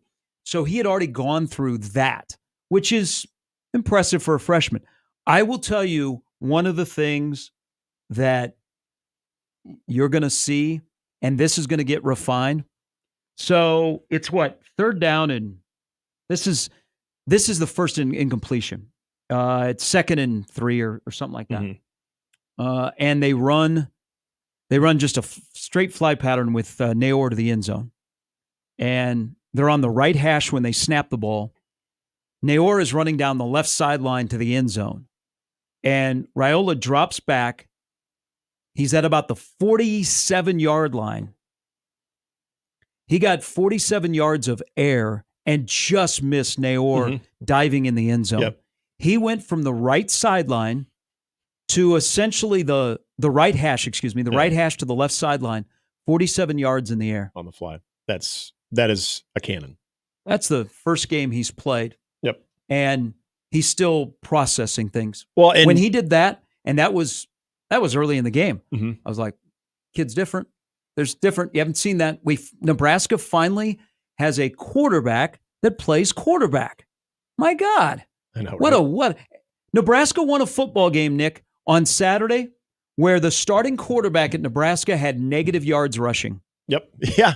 Wow. What a concept. 1 carry, minus 6 yards. Yep. The touchdown pass to Jamal Banks, I also thought, I don't want to say this makes him better than what I thought he was, but this is more of, you've got a guy at quarterback that functions properly and probably is ahead of where most true freshmen that would be playing in that role are. That pass was textbook about, first of all, the decision, knowing exactly how much time was on the clock. Because people remember, there's only 5 seconds. And if you notice when he caught that pass, there was still 1 second on the clock. So if he makes that shot, takes that shot and it falls incomplete, you still have a chance for a field goal. So he didn't drain it, so it was all or nothing there, which again, good clock awareness. But where he put that ball, it's basically the only other defender that is going to be where the ball is if Jamal Banks doesn't catch it is the sideline and there's nobody there because Jamal Banks has that shielded off. Where does he put it? Where do we see quarterbacks tend to put that? More in the middle of the end zone or more where the defenders are and not over that back corner where your guy is the only one who can make that catch, and being able to do that in such a tight space. That's not a fluke throw. That's just what this kid knows. So again, the way that he functions, there were little moments. Someone brought this up, and I thought it was a fantastic point on that first drive on the rollout to Janarian Bonner, where he hits him coming across the middle, looks once, looks twice, finds Janarian Bonner to get the ball upfield. And I think that got him a first down. If it not, it put him in down a very favorable down and distance. But again, that was taking what was given to you. Yep. That was moving on the run, showing athleticism, and putting it to where your guy could go down, make a catch, secure the football. Yep. With all that said, run the ball Saturday night and run it and run it and run it and run it until they say they can't take it no more. That's run the damn ball, guy. You better be in uniform because I think that's what Nebraska can do is just run the ball. They can pass the ball, but run the ball on Saturday night. This game needs to be more of a Big Ten game than a Big 12 game. Not saying that Nebraska couldn't win a Big 12 game, but if you play Big Ten football, that team that you're going to be playing, they don't have the physicality to do that. And you beat on them and beat on them and beat on them. Run the damn ball, guy. I'll even take you to Lincoln if you want to go. The bus is leaving at noon. All right, Sam McCune. So the res. Going to join us. Oh, they're be wound up on Saturday night. A little bit. But maybe no piss bombs. Yeah. Maybe no slashing of tires. I'd like to think that won't happen. But there'll be a pent-up decade of energy in that stadium. That's why we have all week to talk about this. We'll get to Sam McEwen's thoughts on this past Saturday and what has to happen moving forward. Maybe a thought or two on the weekend in college football. That Minnesota let us down. Usually it's Canada, but Minnesota was the only Big Ten team not to win. 17-1. Why you got to do that, Gophs? Thank you. Geekers. 16-20 the zone. Hey, NFL week is here. It kicks off on Thursday. The Chiefs and the Ravens and FanDuel, America's #1 sportsbook, has a special offer to kick us off now through September 22nd. All FanDuel customers All you got to do is bet $5, and you're going to get a 3-week free trial of NFL Sunday Ticket from YouTube and YouTube TV. Yeah, and for you Jags-Dolphins fans, I have a feeling you're going to be out of market, but if you want to watch the game, hey, here's a great place to do so without having to go out to your favorite watering hole. Then with a YouTube TV base plan, you'll be able to watch every regular season Sunday afternoon out-of-market games. All of them. Doesn't matter who it is. All you need is a Google account and a current form of payment, and you can cancel anytime. Just visit FanDuel.com. Use the promo code ZONE to download America's #1 sportsbook. 21 plus and present in Iowa. Full price of NFL Sunday Ticket will be automatically charged seasonally after free trial. No refunds. Terms, restrictions, and embargoes apply. Gambling problem? Call 1-800-BETS-OFF.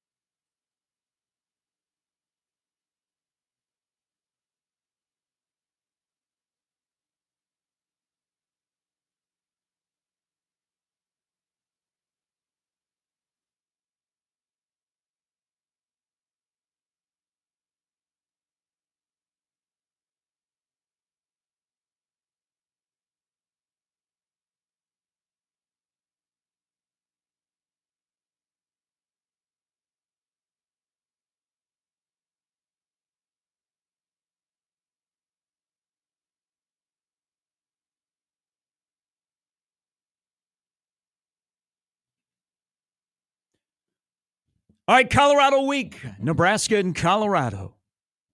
And the high road already took over yesterday. We'll see how CU spins Matt Rule's kindness. It's today, right? Yes. Yeah. Sam McCune of the Omaha World Herald joins us after a busy opening weekend. Good morning. How are you? Good. I'm good. How are you guys? Good. Let's go back and then we'll go forward.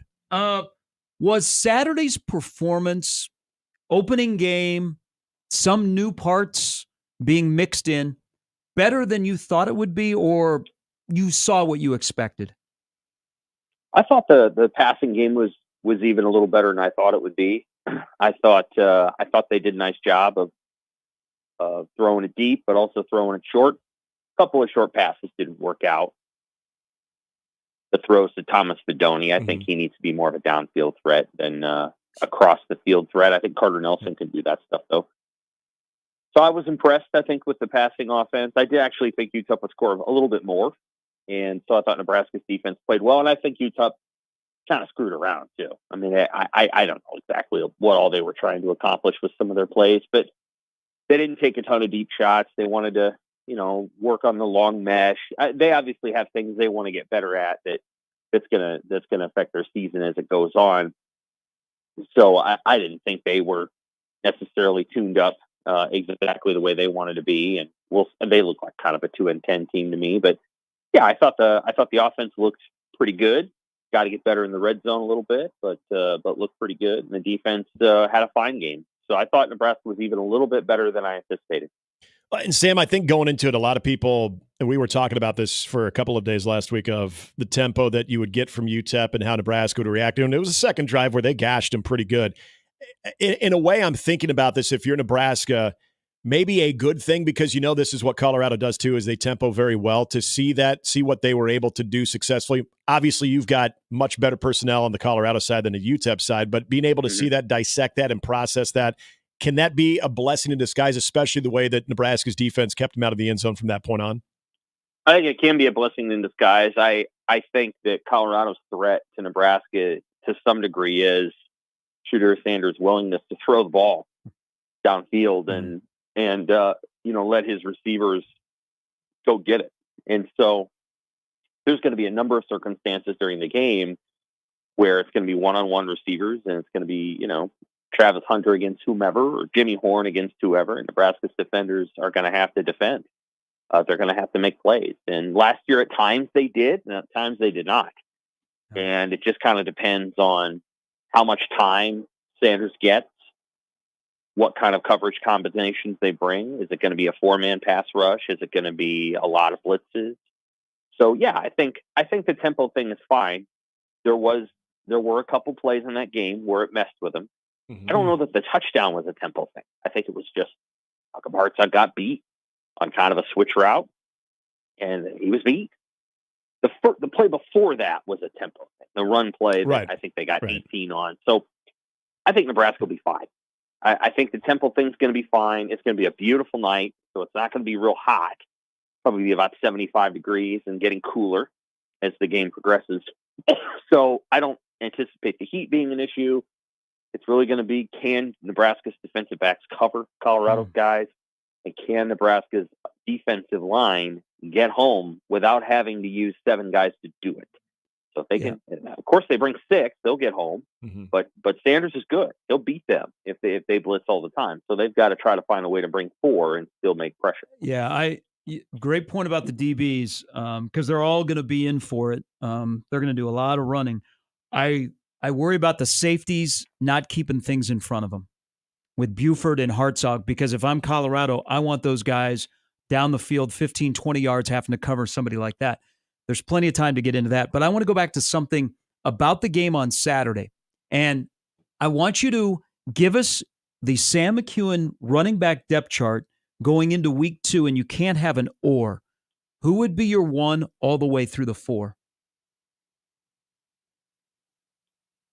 Probably Ramir Johnson, because he obviously does the things that they want to see in terms of pass blocking and in terms of versatility of offense. If you're talking about who ran the ball the best, it was Emmett Johnson. And for whatever reason, the coaches prefer Ramir Johnson's ability to pick up whatever they're looking for. So my sense is it's related to pass blocking, and I can defer to their expertise there. But Ramir Johnson, Dante Dowdell, Emmett Johnson, and Gabe Irvin. So the same pecking order they had this week. That would be probably the one that I would have. And they have reasons for that. That's obvious. But I think Emmett Johnson's the best runner of the four. I do. And I think you almost could argue that if he's in that spot, in that third spot coming in, that he's going to run ticked off. And that's what they got from him. And I think he ran very hard and very effectively. And so I don't think they're going to see any reason to change the order. I really don't. I want to ask you this about Malachi Coleman, because there was a thought of, we knew he was maybe a little banged up in fall camp, but then coming in yesterday, especially when Matt Rule was asked about it, he made no bones he's healthy. And is this more, in your opinion, more indicative of the group that they have, the wide receiving group that they have, or that we didn't see as big of a jump between freshman, sophomore years, maybe say a guy like Jalen Lloyd, who there is obviously no real feeling of trying to redshirt him. What did you take away from just the comment of Matt Rule and how they're going to handle Malachi? Well, yeah, I mean, they recruited over him with Jamal Banks and Isaiah Nayor. They recruited over him, and they intended to, I think, because I think they felt like we can't go into the season with one large receiver, and these two guys are seniors. So Malachi can catch a year where he maybe gets to develop physically and watch the game a little bit, and then come back next season and be a redshirt sophomore alongside some of these other guys that I know they want a redshirt, like Quinn Clark and Keelan Smith, who might play 4 games, but they want a redshirt. And I think then they feel like they have the next wave of big receivers. So for sure, I mean, I think Malachi Coleman and Jalen Lloyd just have different functions on the field. So one of Coleman's strengths is that he's a really good blocker. Well, I think Nebraska feels pretty good about Banks and Nayor out there too. So I understood. That's part of why I was asking the questions during camp of like, what do you say to some of these younger receivers who aren't getting as many snaps? I said it to McGuire, I asked it to Rule, because I think there was a sense that there's just no way that you're going to play all of these guys as many snaps as you did last year. Alex Boca is going to play about 10 to 12 snaps, and he's fine. You can tell that he just wants to keep rolling. Jalen Lloyd, they need to find ways to get him open, and they weren't able to do that in the first game. He tried sort of a long double move that didn't work. I think UTEP was ready for it. So he's probably going to just play it through. Malachi's ceiling is higher than Lloyd's. And I don't mean that as a knock to Lloyd. I think Malachi Coleman can be an elite receiver at his size. I think he just needs time to develop. And I think you're going to see that. You're going to see him take maybe a year to do that. And hopefully he understands Nebraska's plan and sticks in there and sticks with the program and wants to do that because I don't think he was going to beat out either of those two guys this year. You might have wondered, is Nayor really that good? Well, yeah, he's good. He's healthy, he's really good. Healthy, yes. Yeah. He's really good. And so Banks was obviously going to start, and he may still end up the guy that has the most catches for the team. But Nayor is a tremendous player based on what we saw on Saturday. So, yeah, Coleman was not going to get ahead of those two guys. Sam McCune of the World Herald joining us. People, if they were not out in Boulder last year, and you got to see the guy in person, Travis Hunter is a rare cat. The fact that we have gone this far and NFL teams don't know, is he going to play wide receiver or cornerback at the next level, but we're going to draft him in the first round, says a lot about him. In this game, and he's got incredible stamina. In this game, when you're out there blocking at wide receiver, why not put a hat on him? Why not, when he's at wide receiver and the ball's not coming his way, put a hat on him? But he's got incredible stamina. I can't wait to watch him in person. But if you're looking at this game and this matchup, that kind of ability worries you more on the offensive side of the ball or the defensive side of the ball? Offensive. He can only cover one of those two receivers on defense. And last year he did in many ways take away Marcus Washington. I mean, Jeff Sims didn't play well either, but he can't cover both of them. So Colorado's Colorado is going to have answers for either Banks or Nayor. I don't know which one. And then they're going to have answers for Nebraska's other receivers, and they've got some other guys who can make some plays too. On the offensive side of the ball, I don't know. CD Lamb is a reasonable, for me, a comparison piece. Now Lamb in the NFL runs a lot more over the middle routes and crossing routes. And when Hunter gets to the NFL, I suspect he will do a lot more of that. I don't think he is Justin Jefferson or Jamar Chase. He's not thick enough to go downfield and win jump balls against NFL safeties and corners over and over, whereas Justin Jefferson's like 225 pounds. But Hunter's really good, and he's got incredible change of direction and great ball skills down the field. He's very good in the red zone. If I were Colorado, I would probably use him more in some of those yards after catch plays where, you're getting him the ball on a short screen or a short mesh route and letting him go. But they may get to that. They like using him as a deep threat. So he's a huge weapon on offense. Who do you use to cover? Does Tommy Hill take him? Okay. Yeah. I think he can beat Tommy Hill. I'm not trying to knock Tommy. I think Hunter can beat anybody. And then Jimmy Horns against Marquise Buford. That's tough. Those are tough matchups. Nebraska's got to figure out an answer for what Colorado brings to the table. Now, North Dakota State kept the ball away from Colorado, and I think they forced a couple of punts, and there you go.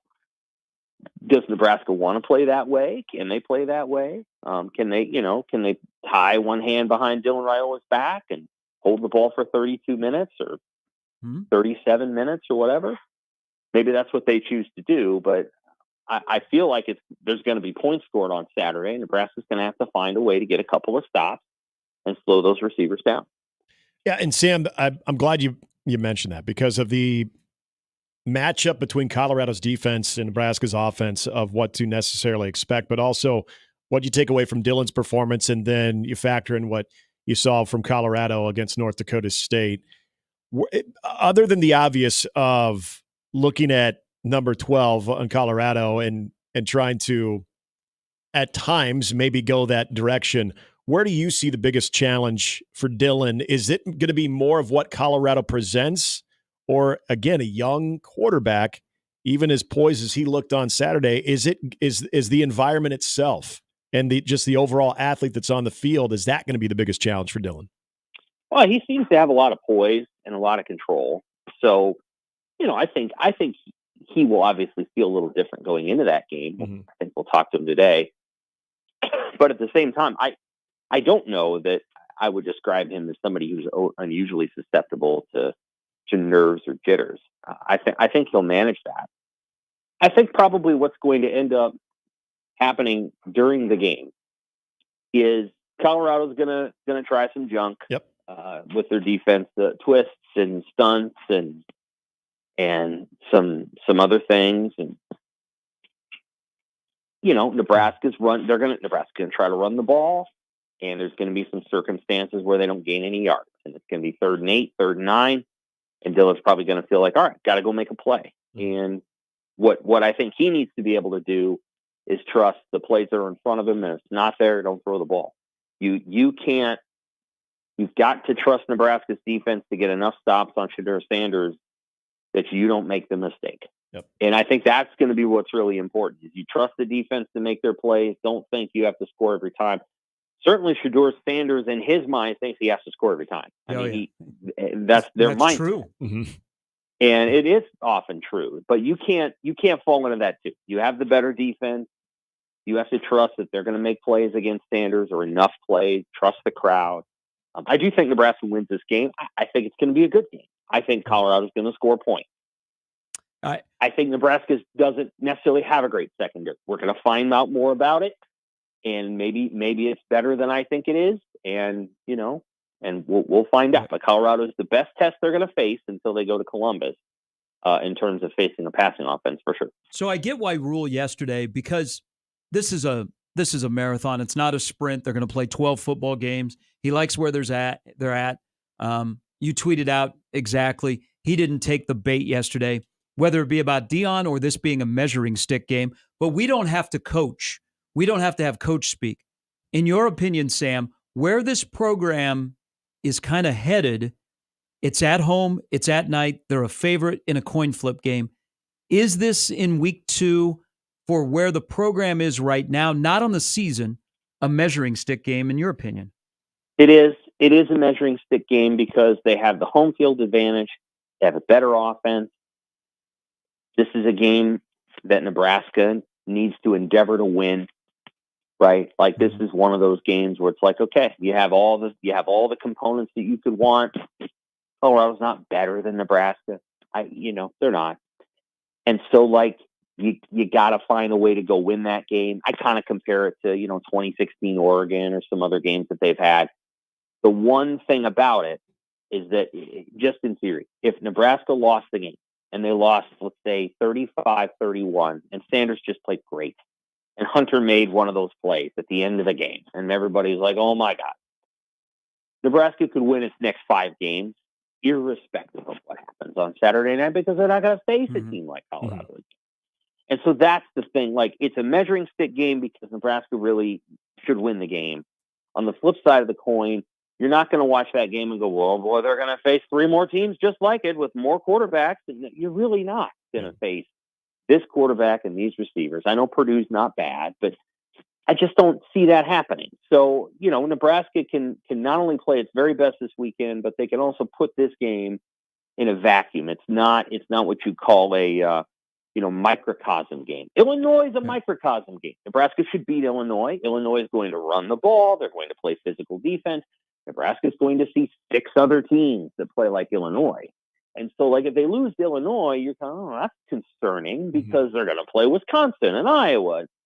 But Colorado's not that. So, yes and no to the measuring stick question. I appreciate it. Hey, great stuff. Look forward to everything this week. We all have past memories of some great, incredible Colorado games from the late 80s to the mid-90s. So I'm sure we'll all share those. And we'll see you on Saturday. All right, take care. It's Sam McCune of the World Herald. So measuring stick game, a very immature coaching staff put a lot on a team that was not ready to handle it in 2019 when they went to Boulder and said, this is the game that turns the program around. Mm-hmm.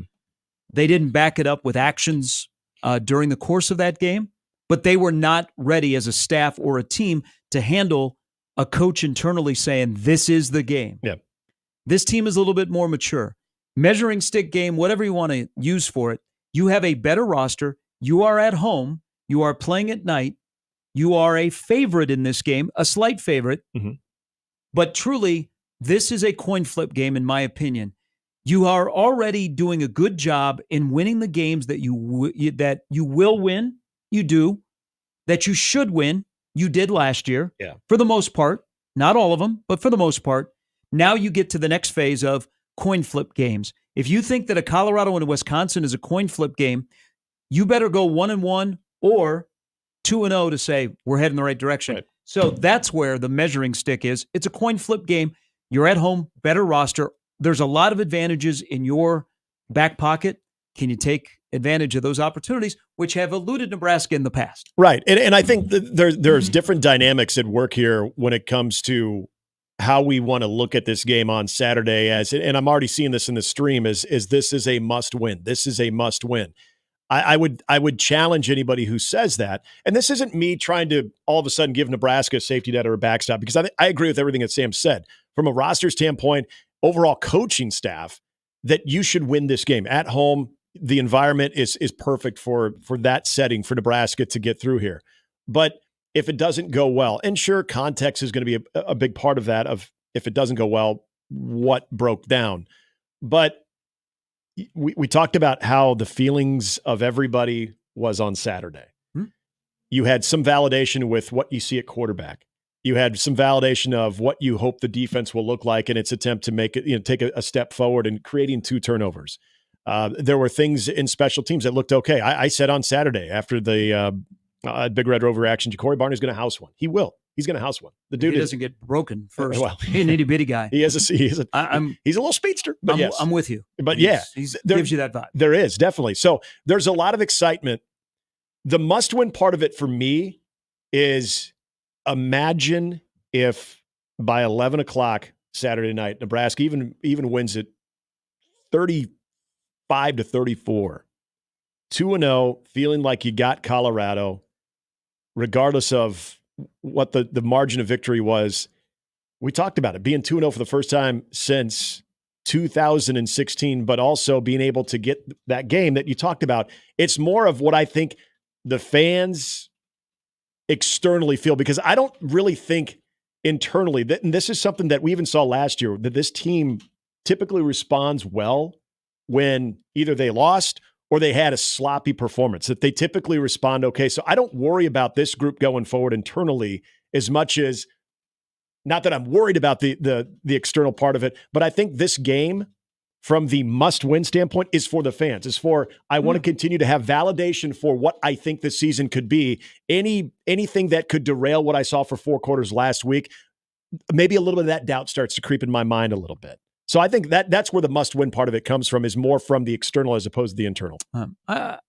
That's something I have down, because this has been referred to as a rivalry. And I put it up on the stream about, is this for the fans or the program? Hold that thought. That's a good point that we will get into.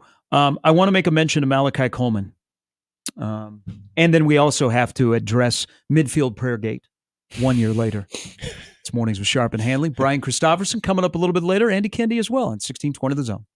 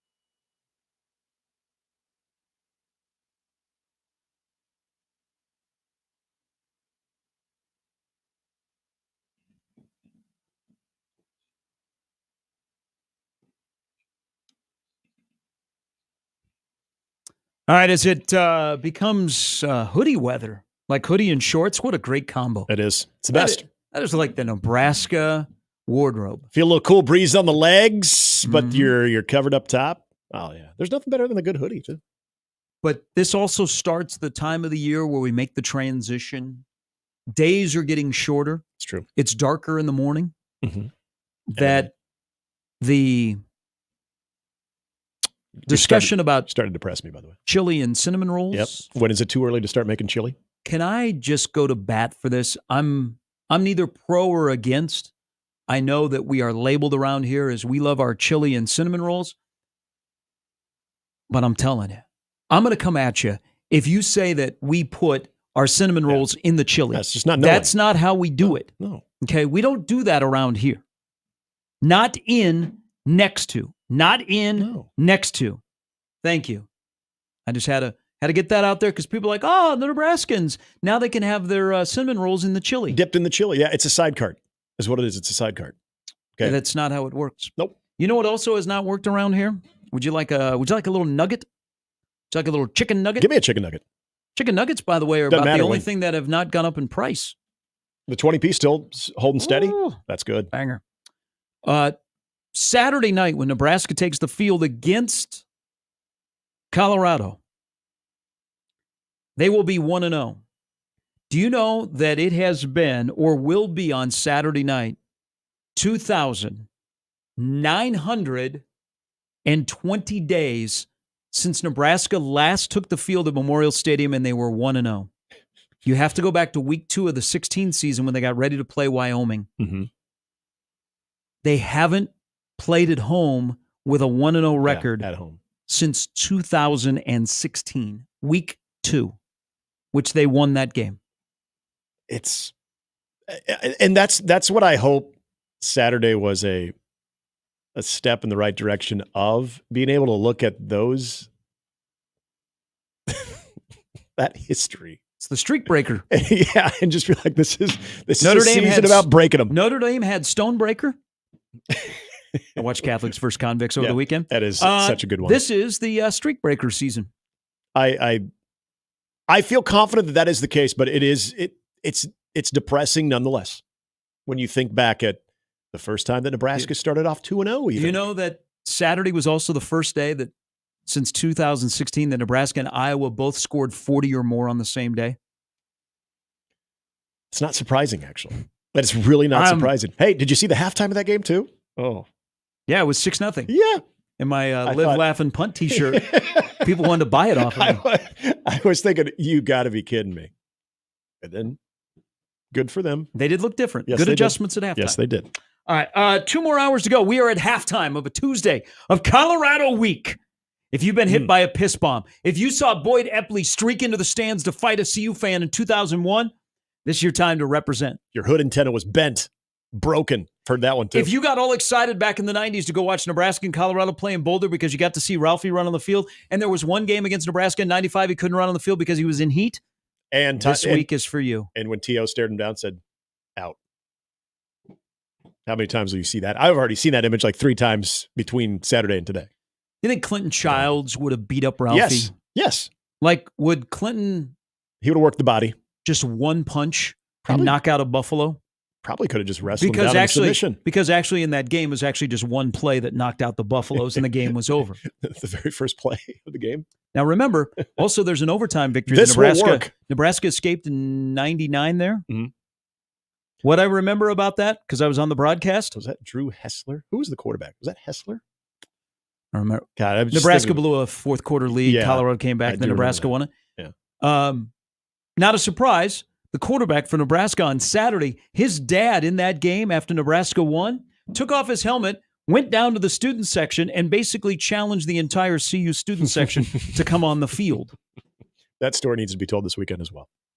There'll be a lot of boys there. I know it's about the 94 team, but we got to tell those stories The whole 94 team will be there. Yeah. And possibly balloons and celebrities. And Warren Sapp. And they believe that T.O. will be here because he has been hanging out with the Colorado football program. Like, he is involved with the Colorado football program this week. He was last week. Tom Osborne. T.O. will be there. He's involved with the Colorado football program. Wrong one. Okay. Well, almost in the late 70s he was. You realize how many people are like, wait, what? Wait, in the late 70s he was almost That's true. involved with the Colorado that is football true. program. There was a time that he was going to leave and be the head coach there, and God knows what would happen. All right. We can do this via phone, Twitter, text, email, stream. The most hated Colorado figure in the series between Colorado and Nebraska. Bill McCartney? Deion Sanders in a short amount of time? They're all good candidates right there. Chad Brown? Maybe a player or two. Greg Biekert. Chris Brown? Bobby Pesavento? You see, you can say Gary Barnett? Chris Brown, and remember the two-headed monster that game, Bobby Purify. Might be Bill McCartney, and you stop there. Yeah. We'll discuss as we roll through CU week on 1620 The Zone.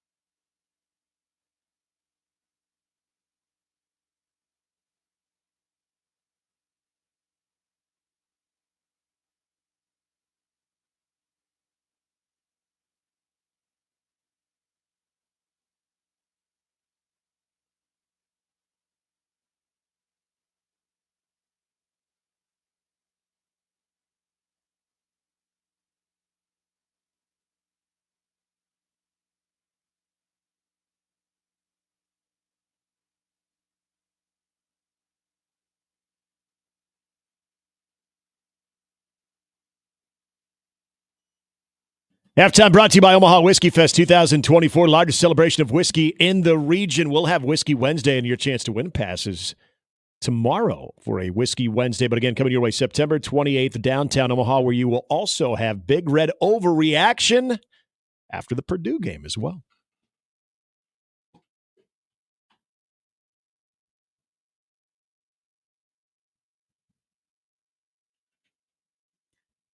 You know who also will be back on Saturday night? So you have the 94 team. Mm-hmm. I believe that while Nebraska is warming up, the 94 pipeline will be standing there watching Colorado warm up. Watching that defensive line and their defensive line coach. Frank Solich will be in attendance, will be honored during the game for his induction into the College Football Hall of Fame. A lot of comments about the TV breaks and how long they were. Did anyone else notice that Fox kind of has mailed it in? So Friday night, their tape halftime shows. So the Wisconsin game, what did we have at halftime? A canned halftime. A canned halftime. Yep. Think there'll be a canned halftime when Nebraska plays on Friday night? Yes. God, it's a conference game. You've got enough. They better not. So if you go back and watch the game from Saturday, there are beauty shots of Lincoln. Mm-hmm. If you spend a lot of time down there or you live in Lincoln, there was a lot of stuff missing. We had canned beauty shots. There have been some new buildings in downtown Lincoln since Fox's stock footage was shot. Was it from Volleyball Day in Nebraska a year ago? I think it was even later because there's a lot of development going on in downtown Lincoln. But the bigger one is, and if I'm Nebraska, I would be like, hey, Fox, we'll even shoot some video for you. Yeah, send it to you. They didn't. They showed like by the columns. Mm-hmm. There's something missing there. Oh, did they show the statue over there? The football facility is not in the B-roll like beauty shot footage that Fox has that they were showing during the game on Saturday. Wow. If I was Nebraska, I'd be like, hey, we'll shoot that for you and we'll send it to you. But don't be showing shots of Lincoln. Yeah. We've got this beautiful football facility that I saw a lot of people doing this on Saturday. We're walking up to the windows, looking in to see the trophies and stuff. Yeah. And then I got, when are they going to give tours? Well, the current football team is in there. They're like getting ready for the game. But that drew a lot of eyeballs. A lot of people were like, what is this place? But if you were watching Fox, you would have thought the Edward track was still around. I thought they were going to show a shot where the Tom Osborne and Brooke Behringer statue was still in its original place and had not been moved. No. That would have been a dead giveaway. So NBC will come in with Colt McCoy as an analyst, and they will show cornfields. Yep. Cornfields, and you'll probably get some old Colt McCoy versus Nebraska footage. There'll be at least be some pictures. Will they show Ndamukong Suh throwing them around, though? I don't know. Is that Colt that's Colt McCoy's first game, correct? On air? Yes. Could be good. I like Paul Burmeister. Mm-hmm. He's fine. But that's Colt McCoy's first game. Okay. Is he ready? Now, will they be doing the big pregame show? The big NBC pregame show on site? I think so. I mean, that is the NBC primetime game, so I think they should be. I'm not oblivious to the fact they're doing this game because Deion's coaching. Sure. He is the draw. Mm-hmm. You put Deion on, and people watch, whether they're rooting for or against. They had the highest Thursday night ratings for a game in like 8 years against North Dakota State. Mm-hmm. And this rating will be really, really good because we love college football. Look at the ratings for the Notre Dame-Texas A&M game and the LSU-USC game. Yeah. You had huge ratings. The other part about it, I bet you even last night did very well. We won't know. I bet you, I have a feeling. I don't know. There's that DirecTV whole dust-up that's going on that may impact some of the ratings. But you had, 2 games that were over 8 million? Mm-hmm. I think if you're going to play opening weekend and you want exposure for your program and you feel really good about your program, where would you take as the ideal time slot? The ideal time slot. So you got so Colorado was on a big stage on Thursday night. That was a good one. Mm-hmm. Friday was, I was following, but I was also working. Saturday was your regular day. Yep. And then we had Sunday and Monday football. See, I still like the Sunday night game. I think that showcase is fantastic. Yeah, I think Sunday night is the way to go. Because you're the only thing. And they had your prime time. Well, they peak. What was their peak on TV ratings? I did not see for that game in particular. Yeah. I did not see that one or what it was. I know it was 9 million. They may have peaked like, I don't know, 11 million. Yeah. But it's in Vegas. It's two big brands. Yep. People maybe had some things to do yesterday, but it felt like a Saturday night. Sunday night, you don't have to work on Monday. Right. You're sitting around, you could watch. That is the most ideal time slot. Sunday night football, opening weekend of college football, if you want to showcase your team. Because the narrative changes. Brian Kelly is a fake angry guy, and USC actually may have dipped their toe into wanting to be physical. Yeah. But a lot of people watched. Remember a lot of people watched. I think they should continue that. I know they're going to continue to do the Chick-fil-A thing in Atlanta. That's great. Leave that to the Southern teams. Leave that to the SEC, which went 2-3 against the spread against Power 4 teams. I said that out loud. Then let the Big Ten have a spot in that game in Vegas on Sunday night, which is going to get a ton of eyeballs. What did you hear again after? And you alluded to this of the Brian Kelly now 0-3. Stop, Nick! Boy, you were just calm a moment ago too. Was that manufactured? Better get his team ready. They got between now and Ole Miss. But I might have broken my hand there. That was pretty good. Kind of scared me for a moment there too, just like I'm sure everybody in the press corps. I'm upset. You need to know I'm upset. Why did I hire Bob Diaco? It's a good question. He's such a fake upset guy. It was the boy. Gosh darn it! This would serve me very well if this I happen pound in the South table. Bend. Yep. I'm upset, guys. I'm upset. I love how you gave the accent, then you went back to Notre Dame, Brian Kelly. But when we talked about if they were to lose that game, how that narrative would be, not necessarily even to LSU, because we know the LSU fans will take care of business when it comes to that, but how would the narrative be about USC for a team going into the year that clearly was overshadowed by Oregon as far as the type of team they had? Oregon lays a dud. They win, but didn't look impressive in doing so. Ohio State was what they were, but nobody thought that they would stumble in that game.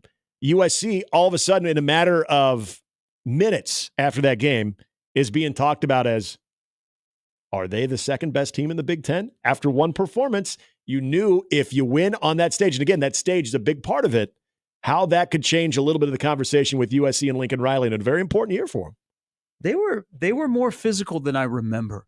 I mean, it's one game, but it was I think it's an opponent which you can start to make some observations on.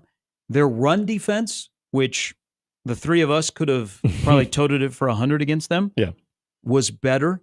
They were much more physical, especially on the offensive line. But it's all about spending smart money. Yeah. They had to fix defense. Thank you. That's why I'm on game day for that comment. They went out and spent money. I think they got the right guy. Now, I would have said the same if they would have plucked Tony White away from Nebraska, but they have the second highest paid defensive coordinator in the Big Ten, and Lynn, who was really good last year, that's a good hire. Yep. That may have saved Lincoln Riley's job because he's a quarterback whisperer. Right. But they have me interested now. Because of their physicality on both sides of the ball. And two legitimate big time, like what Kyron Hudson did, and then we saw Zachariah Branch even a year ago from a special teams and a wide receiver. But I wasn't looking at their skill guys. Two dudes. The USC goes as far as what they do on the line of scrimmage. Absolutely, especially in the Big Ten. Absolutely. Okay. Something that was brought up by Sam that was brought up yesterday. I got to believe that my opinion of Malachi Coleman's future at Nebraska is different from yours. So first and foremost, I want to apologize to people that when Connor and I were talking after during Big Red Reaction, immediately after the game, we chalked him up as one of the guys that was banged up and would be used in an emergency type situation. No. Found out that wasn't the case as we were kind of rolling on through Big Red Overreaction. And then, Matt Rule confirmed that yesterday, that my opinion is as simple as this. Now, I know you've got a little more depth on this, but I will say it just like this. Well, I think when Sam said they recruited over him, sure. But I think when you're looking for your next wave of receivers that are going to play in this offense. That's the thing. I mean, if you are showing out, you're going to play in this offense to the point that you're not even going to hint at a red shirt. The way that I read that conversation and that response yesterday is simply Malachi hasn't made that jump. That's what I read from that, from just listening, seeing zero participation in that game on Saturday, and then what was said yesterday. People have passed him up. I think we've seen the last of Malachi Coleman at Nebraska. I have no inside knowledge. That's just my gut, because I'm going to walk you through some things. I have no idea what he can be. Mm-hmm. And when he committed to Nebraska, and it's ironic that it's Colorado, because I thought that last year would have been a good redshirt year for him, because he's still relatively raw. But it's not just how you play the game, it's how you perform when you are getting ready to play the game. But remember, Colorado thought they had him. Yeah. Colorado thought they had flipped Malachi Coleman from Nebraska to Colorado, a Lincoln, Nebraska kid. And then he committed to Nebraska. And I thought in my head, wouldn't that be ironic if he has a big-time game against Colorado in 2024 when they come to Nebraska? And I thought maybe as a redshirt freshman. Well, he won't be playing on Saturday night against Colorado. And they have recruited over him, and it had to be tough for him because he stood on the sidelines on Saturday and watched who he's supposed to be. Yep. And that's Isaiah Nayor. Isaiah Nayor is what Malachi Coleman was supposed to be. And I think Nebraska saw what they had. Remember, it's not how you play, but also how you prepare to play. We got to go. That spot isn't fixed. We got to go help that spot. And they recruited over him, which they should do no matter what. They should recruit over Nayor. They should recruit over Banks. They should recruit over Raiola. They should always be doing that. Sometimes you get lucky, sometimes you don't. But you're now going to have a development season, and I look at what's coming at wide receiver and what they're recruiting and what they have, and I wonder, have we seen the last of Malachi Coleman? And maybe it's an okay thing for him to have a change of scenery away from Lincoln, Nebraska. I think the way that I would interpret what you just said right there, especially that last part, is when you are, what's the best word to put this? I don't want to say enabling, but when you have somebody that grew up, that played prep football here, that was a standout, that was given a lot of the praise, you stay there. Sometimes that can also impact your work ethic. If what worked for you in high school, and especially if things maybe came a little bit easier to you and you haven't left that environment, that sometimes you don't feel that sense of urgency. And again, I don't know if that's what you're saying. That's how I would interpret that, of if a change of scenery could be best for somebody that fits those parameters, because then all of a sudden you're out of your comfort zone. Yeah, I don't know what he can be. What can he be? And I don't want to tear the kid down, because there's a lot of good things about him. I just think the football thing is not working. And it clearly, he's now in a position group, which, heck, even Jalen Lloyd didn't play a ton. And I thought he'd play a lot more. They are building that room up. Yep. And if you don't have a ticket on the train, man, you are left at the stop. And you look around and go, what do I do? Good on Nebraska. They learned a lesson last year. They got caught because of that position and injuries, and they were forced to play younger guys. Some younger guys thrived. Some guys look like young guys, but they're not waiting for you. Right. And the head football coach yesterday said this might be a developmental season. He didn't just show up. Remember, he had a whole year last year, went through spring ball, went through fall camp. I'm wondering aloud, have we seen the last of Malachi Coleman at Nebraska? And I'm not breaking any news when I say this, because there are always going to be certain players, because I think something that Sam said resonated, and I thought the exact same thing of if you're cool with the plan that they have in place for you. And if that plan is truly a developmental year, you think about someone that was in the mix and was on the field as much as he was, especially at the end of the season, that now your role is, you would think, okay, after that first year, your role is only going to increase because of the experience you have. If it's diminished because of either your own doing or availability or whatever it might be, there are a lot of athletes that have a tough time accepting that. So again, the way that that's answered as far as accepting that type of role in your second year with a college football program could tell you everything you need to know about the type of competitor someone is. I mean, Nebraska needs more athletes like Malachi Coleman to pop. But if they don't get one to pop, they're not going to hang around. Look, and they don't necessarily, the guys coming this weekend, play the role that he would play at wide receiver. Mm-hmm. But Nebraska isn't messing around at wide receiver. They opened up a window on Saturday with a quarterback that is attractive. Michael Terry is going to be here this weekend. Cortez Mills, who's a 4-star who committed to Oklahoma. They're not messing around at wide receiver. So the train is moving. Mm-hmm. And you can't say, well, are they not? Is this on the coaches? They're not developing. There's some dudes in that wide receiver room that have been here less, that have already made strides in getting better at their position. So it's a discussion where I was very surprised it came up yesterday. I knew he wasn't injured. Mm-hmm. And well, I thought he might play, but I knew he wasn't injured. I was very curious on him coming up yesterday because I think a lot of people want to see him. Yep. But what does Nebraska see in him? That's the end. At the end of this conversation, what can he be? Where does Nebraska see him? And do they align properly? If you go to next year, where it's not like that room is going to lose 6 guys and you can just move up on the depth chart. Who was he mentioned with yesterday? Which I thought was also very, very telling of where you stand in a depth chart. As Matt Rule was talking about Malachi, he also brought up guys like Quinn Clark and Keelan Smith. Those are true freshmen. Those are true freshmen that are just getting going now.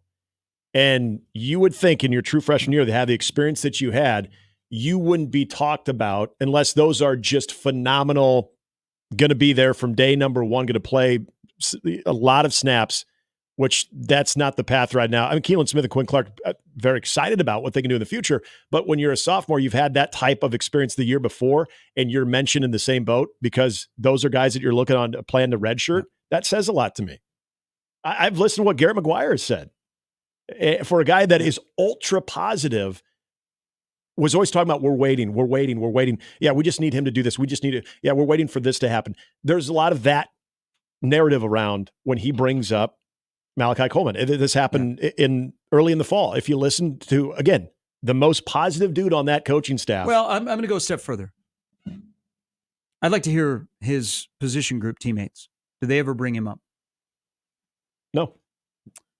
DJ, stay right there. We'll take a quick break. We'll come back with more Mornings with Sharp and Handley on 1620 The Zone.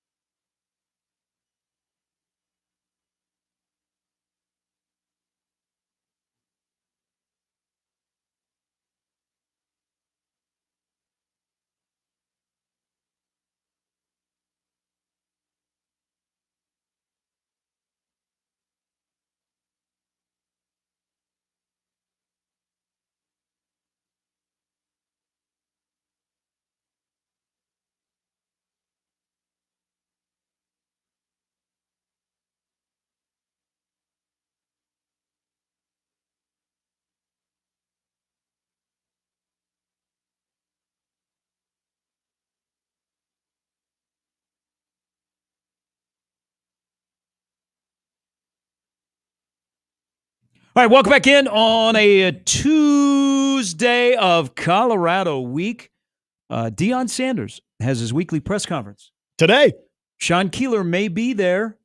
We do know that he'll be here tomorrow. He will be here He'll join us on the show tomorrow. Yes. If you are on TikTok like the Garster, maybe it's this week. A lot of Colorado content shown up on my algorithm. Mm-hmm. Yeah. Very few mentions, if at all, about Nebraska. Like they show a lot of highlights from their practices, and they've already begun their Nebraska prep. Mm-hmm. And then they did a behind the scenes with Deion talking to his team. Hardly any Nebraska references whatsoever. It was because Deion was rumored to once be the lead candidate to be the head coach at Nebraska. They've just turned the page on that. I don't know. Maybe they go, hey, we beat you 36-14 last year. Yeah, that's true. We don't need to worry about you. All right, here is D. Jones, who held through the break. Good morning, sir. How are you? Good. Can y'all hear me? I got you. Good. Yeah, it's two comments, man. One about Malachi and one about Dardell. Malachi, man, I think you guys are kind of a little over the hill on this young man. I don't think we have seen the last of him at Nebraska. I think he's coming off of an injury, and he just wasn't able to do what he needs to do as well as the other receivers ahead of him at this time. Throughout his whole high school career, I don't think anybody's ever questioned his work ethic as being a dual athlete. Just as fast as number 19 on the field up there. I think we'll see him again. I don't think we should be so negative on him. But Dowdell, man, that one fumble and in the game where we didn't see him again, I wonder, man, if that's going to create a fear of failure in him getting one fumble and then the coach not letting him in for the rest of the game. I think that could do bad mentally on the kid going forward. After the game on Saturday, they interviewed him, and all he could talk about was the fumble. Yeah. He did a lot of good, but the one fumble took him out of the game, and he was the best back in the game, clearly. I just wonder if Rule shouldn't do it that way. Yeah, I agree with you. I thought he was running great. Yeah, it was. Yeah. I mean, and the last couple of weeks of camp, he really came on. And I talked about him last week. Emmett Johnson, I think, is their best running back, but watch out for Dowdell. It's a balance, and I get what you're saying, and I'm agreeing with you about the mental part of it. But is there a part also from the coaching that they said if you fumble the football, there's going to be consequences, and there was a consequence? Yeah, probably, but should it be? We don't see it for the rest of the game. Yeah. Look at all the big programs around the country. Nobody does their running backs. They're big running backs like that. Nobody does that. Nobody sits the kid out for the rest of the game. You'll see a guy fumble. He might sit out a couple series and then come back and take over the game. That's what I've been seeing in college football. I haven't seen the kid get benched the rest of the game for something that happens in the sport. Yeah, I was surprised that he didn't sneak back in, but I also don't know if it's something that happened in practice that they were working on, and then it happened in a game. I don't know the backstory of it, but I'm pretty sure that they will run the same running back rotation that they ran this past Saturday, because he deserves to be out there. I mean, where he was, like the last time we saw him in a competitive game, if you consider the spring game competitive, D. Jones, to Saturday, man, that's the guy that I think Nebraska knew they were getting from Oregon. I agree. Hey, thanks for the phone call. You guys have to correct me if I'm wrong. I thought he got back in. Not at all. Okay. For some reason, I thought he got back in on a series. Now, I know at one point, then it almost kind of opened the door. Then you saw Ramir even before that, but you saw a little bit more of Gabe Irvin too, and Emmett. Yeah. I hear what D. Jones is saying, but I also think this is a guy that we saw the spring. It was very slow going for him. The emphasis they're putting on it, I'd like to think this is where Matt Rule, Marcus Satterfield, and even E.J. Barthel, they're knowing the buttons to push. I hope that that's the case. It didn't even dawn on me that maybe they're putting too much emphasis that when you don't bring a kid in. I'm thinking of, hey, we've got 3 other guys that we're trying to hold to the same standard, and we're trying to find separation. So, all right, that happened. Now it's time for the next guy to go in, and we got to make sure that that's better. I would hope that it is not a punishment that someone's not going to come back from, that all of a sudden that guy is going to get lost and it's going to change. It's going to make him overthink it and that's going to create hesitation and different, maybe some bad technique or some bad habits from a running back. I'd like to think they know their guys better, so I guess I don't worry about it as much. Those four, and we were spoiled around here for a long time. I'm good with the four-headed running back. They all have different roles. Ramir is very situational. So the four combined, 33 carries, 200 yards, right? Yep. Is that what it ended up being for just those four? Yes, correct. Ramir is a guy that I would like to see the ball thrown his way than him running with the ball, because I think as a running back, his vision isn't as good. He had a play where if he would have gone left, or no, if he would have gone right, that hole was so wide. Yep, it was sealed off. You would have hit your head on the goalpost. Yep. But he didn't see it, and it wasn't like it was like bam, bam, over. It was right off, and all he had to do was adjust. Yep. Instead, he went left and ran into a pile. So I think Ramir is better when the ball is thrown to him. Emmett runs hard, man. Emmett Johnson's got his body in a really good spot. He's not that home run guy. He couldn't pull away from the defensive back when he had the long run. But he runs hard and he runs smart. And then Dowdell is not afraid of contact. Man, he drops his head and he runs over guys. And then there's Gabe Irvin, maybe he's on a pitch count to preserve a guy like that for November. But they have found the role for him in short yardage situation because he comes in and runs violent. That's another takeaway from the football team I saw on Saturday that I have not seen consistently for a while around here. Nebraska's got some hit stickers. Yeah. They got some guys that are not afraid to stick their head in there, either on offense or defense. And look at special teams. I know it's harder to watch special teams during the course of a game, but if you're in person and you can see a wider scope of the field, man, there were guys coming down on the kickoff, young bucks, like a Shavers and guys of that class. They were looking to destroy people. Yep. I mean, Emmett Johnson on the a block. return, he crushed a guy. So, and it was all legal. It was textbook. I think they're not afraid for contact. And I'll go back to something I mentioned to Sam about Travis Hunter. I can't wait to see Travis Hunter. I mean, he's a freak. And he's got stamina, so I'm not like he's going to get tired if he plays 100 plays. He's a rare cat. But what does it do to him when you hit him a lot? Right.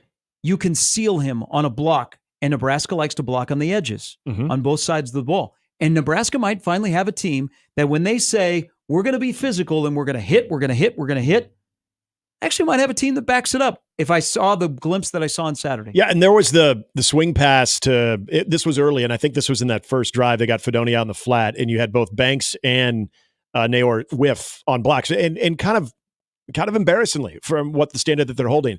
If you watch the very next time that they run that play on the perimeter, and you see what Jamal Banks did. Jamal Banks kind of loses track of his guy a little bit, recovers very well, gets a helmet on him, and you can see Naor getting downfield as well. So that was great to see, because when you're trying to assess that game and what you're going to be up against in the next game, knowing that those guys were recovering from that, now you're going to have guys that can move, have a little bit more twitch to them that you're going to try to lock up with. But to see big-bodied guys like that, Lindenmeyer, who was also, give him a lot of credit with the way he blocked too. We know Thomas Fedoni, and that's been a big part of his. Was it on the first touchdown? Or it was either on the touchdown of the first down conversion where they send him in motion. He comes back out as the second counter guy and just flattens somebody too. So all of those guys can block. All those guys can block on the perimeter. And I think it's a good area to look out for, because the weather's not going to have any impact on Travis Hunter as far as hot, playing over 100 degrees. He's fine. You're right. He's absolutely fine when it comes to that. But if you are getting physical with him, and even when he's getting the football, and you're able to get physical, you're able to get maybe multiple hats on him as well, how can a collective toll from just physical play on him wear on him? That's what I'd be very curious about as well. No, I mean, there's going to be a moment, there may be a moment or two on Saturday night where you can be physical, but don't be a fake tough guy. Yeah. Where you get a 15-yard penalty. Yeah. Okay, because you took a cheap shot at somebody, or you let the emotion get to you, and you tried to tee a guy up. I mean, I think if I'm Nebraska, and you get together with the officials before the game, you say, hey, we might run this trick play. And then you say, hey, Can you watch 12 on OPI? Yeah, like push off. Can you watch Shiloh Sanders on some stuff that goes on after the football? Yep. Because who's going to be affected by the emotion in the stadium most? Colorado. Colorado has not played in an environment like this on the road. TCU was not this way. Oregon was not this way. Utah was not this way. Those guys, a majority of them on that roster, have never played in the kind of environment and the anger and vitriol that they will encounter on Saturday. Yeah. Now, Oregon had it ramped up, but not like it'll be on Saturday night. So how do they respond? Do they lose their cool? Yeah. Or there's some guys, and I think the quarterback and the wide receiver thrive in these situations. Bingo, yep. So I'm not worried about them. Mm-hmm. But they're only 2 of 9 on one side of the ball. Yeah, absolutely. And real quickly, I want to go back to something you mentioned about the observation of the running backs. And just between the two, especially in Dowdell and Gabe Ervin, this is, again, because we brought up Mazuka earlier, and watching the point of impact and watching them kind of bend that line of scrimmage, man, it's amazing when you are not getting traffic in the backfield, when those guys are able to approach the line of scrimmage and go either head on, find the gap, and not have to make a move as soon as they're getting the handoff. So again, this is where now that should have happened. Yeah, absolutely. That's against a good that team, sign that it should have happened against that team. Yes, UTEP is 270 across the front. Right, but when you are able to get downhill and not have to elude a defender as soon as you're getting the football, how that can impact your momentum as a running back too, especially the guys that are not afraid to lower shoulder pads right there, and those two guys especially, 100%. That was offensive line in that moment, in those moments, especially on the interior, that stood out to me as well. Run the ball Saturday night. Run the ball. Run the ball. Run the ball. Keep speaking it into existence. You got 5 guys that would like to line up and move forward and move people. Mm-hmm. Yep. Run the football. And then play action. Ooh. Well, I wonder if we'll see more of rolling out the pocket. Yeah. Not just Saturday night, but as the season moves along. He does, again, poise, talking about how he can collect his feet, but he's still going through progression even outside the pocket again. These were little things about his calmness. You use the phrase, they took what was given to them. Mm-hmm. They did. They didn't overthink Saturday. Mm-hmm. They're going to have to think a little bit more on this Saturday night. We will talk to BC and AK in the last hour, respectively known as Brian Christopherson and Andy Kendi on 1620 The Zone.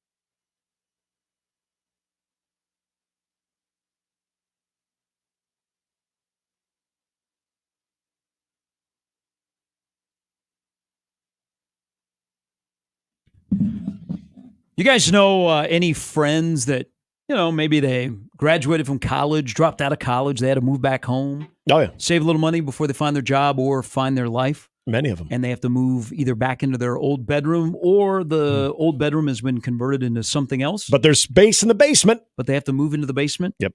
Why do basement dwellers get hammered by college football coaches when things are going wrong and they tell their players to stay off of social media? Yeah, apparently that's where your best social media takes and criticism and just spitting hot fire comes from the basement. Why can't it come from the kitchen? My question is why can't trolls ever work upstairs? Yeah. Why do they always have to be in the basement? Why can't they be maybe they're in their in-home office upstairs too? Yeah, basement. Apparently, basement is maybe it's a set like a state of mind that you get below the surface, so your thoughts are below the surface too. I don't know. Your trolls are usually at the lowest point there, right? Over by the bridges and stuff. I would have loved to have a room in the basement when I was a kid. We had a finished basement. We had an looked like a basement. perfect area for a room. Yeah, but I was subject to being upstairs near the front of the house. So you had a finished basement, yet you didn't hang out there? Well, I hung out there. Oh, okay. You just didn't have a room. You'd like to have a room. I would down have there. loved to live in the basement. Oh, yeah. So I could be away from the parents. Although it had been really cold for you. You know what? It actually wasn't. It'd be freezing. We, I don't know if we bought the house this way or, my dad, Mr. Home Depot, fixed it up. Not a DIY guy. Not a chance. He's on the road. That was my mom. He was scouting on the road, man. But it was like a nice finished basement. I always thought, man, I'd love to live down there. But all trolls can work upstairs. Yeah, they can. And then the other thing about Billy Napier. So he's in trouble. He's got to understand, living in Florida, people don't have basements. True. I'm familiar with homes in the state. Yeah. We have a little issue if you go and say, hey, does that 2-bedroom have a basement? Right. Can we see the basement, please? Probably your realtor's going to go, the state is below sea level, but yet Billy Napier yesterday was commenting on critics in Central Florida that live in their basement. Yeah, I didn't know if that was a thing in Central Florida. Maybe they had a rare area that somehow maybe there's one or reaches two above homes sea level. that have a basement, but I think it would be awful hard to maintain a basement in parts of Florida. That'd be a real custom job there. Real fancy custom job when you can put in a basement something that's below sea level. You can lose to Miami. You can't lose in that fashion. Yeah, at home. But at what point in all of this hiring of college football coaches is the athletic director on the clock as well with his coach? I mean, Scott Strickland is not on a great run here of hiring football coaches at Florida. Right. Well, did you see the Dan Mullen, speaking of former Florida coaches, that didn't quote, I'm sorry, he retweeted the Matt Berry tweet about the record of the last coach that was fired at Florida. So that wasn't a little subtle way of saying, yeah, I don't think it's working there. I mean, Urban Meyer's not coming back. I think the only guy that can help is Steve Spurrier. And he probably does not help the situation because he's not afraid to go there. No. You got former coaches, one who just got fired that's not afraid to go there. Can you imagine around here if Osborne was as blunt as Spurrier was? Right. From the program that you left as a champion? Yeah. It would be, I think we already, with the fan base and us in the media, when we get a scent of things maybe not going well, we do a good job of talking about it. Can you imagine the absolute blank storm that it'd be if T.O. all of a sudden gets on Twitter and starts tweeting his thoughts? First of all, it would just be funny to see that. All of a sudden, T.O. just goes ham on Twitter about things that are happening from a leadership standpoint. So you're saying some of those things in the last few years of the previous tenure? Yeah. If instead of him just saying them to friends, he would have had a microphone? Yeah. Wouldn't that be fun? I don't know if we'd have been able to handle that one. Nope. Texter Bernie says, I do my best trolling from the toilet, not the basement. Ooh, that's a good call. Yeah, I'm a stinker and tinker guy. Usually when it comes to if anybody who watched the league would know that reference, usually it's for tinkering with your fantasy lineup. But yeah, if you got some tweets to fire off while you're firing off something else, yeah, as good a place as any. Kill two birds with one stone. We had a finished basement as a kid, Bernie texts in. I had a wiffle ball pitching machine. I hit a lot as a kid for someone who grew up and couldn't hit. Wow. The fancy basement that Bernie had. I know that I'm in a good basement, one with the man cave. And then if there's also part of the basement that has like marks on the wall, either from hockey pucks or footballs or basketballs or baseballs. It was used wisely. Yes. Absolutely. You got to create things down there. And then over in that corner is the guy that absolutely hates Billy Napier. Just sitting there going, fire him now! I just feel like that's what a troll would do. Yeah, you're right, though. People, online trolls, I think we assume all of them dwell from the basement.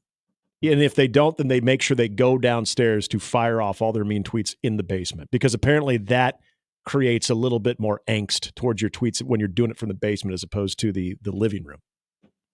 Don't know why. Some think they are on air at 1620.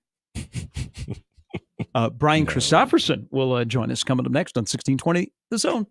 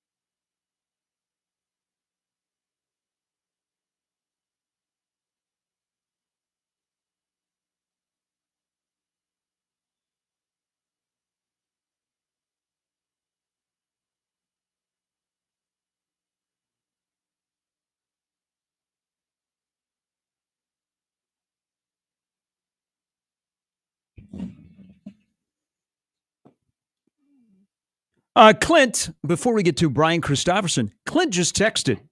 He goes, drove back from Colorado game with a hole in our windshield. Suckers threw a brick at my friend's car. Then he said, not suckers. I know what he meant.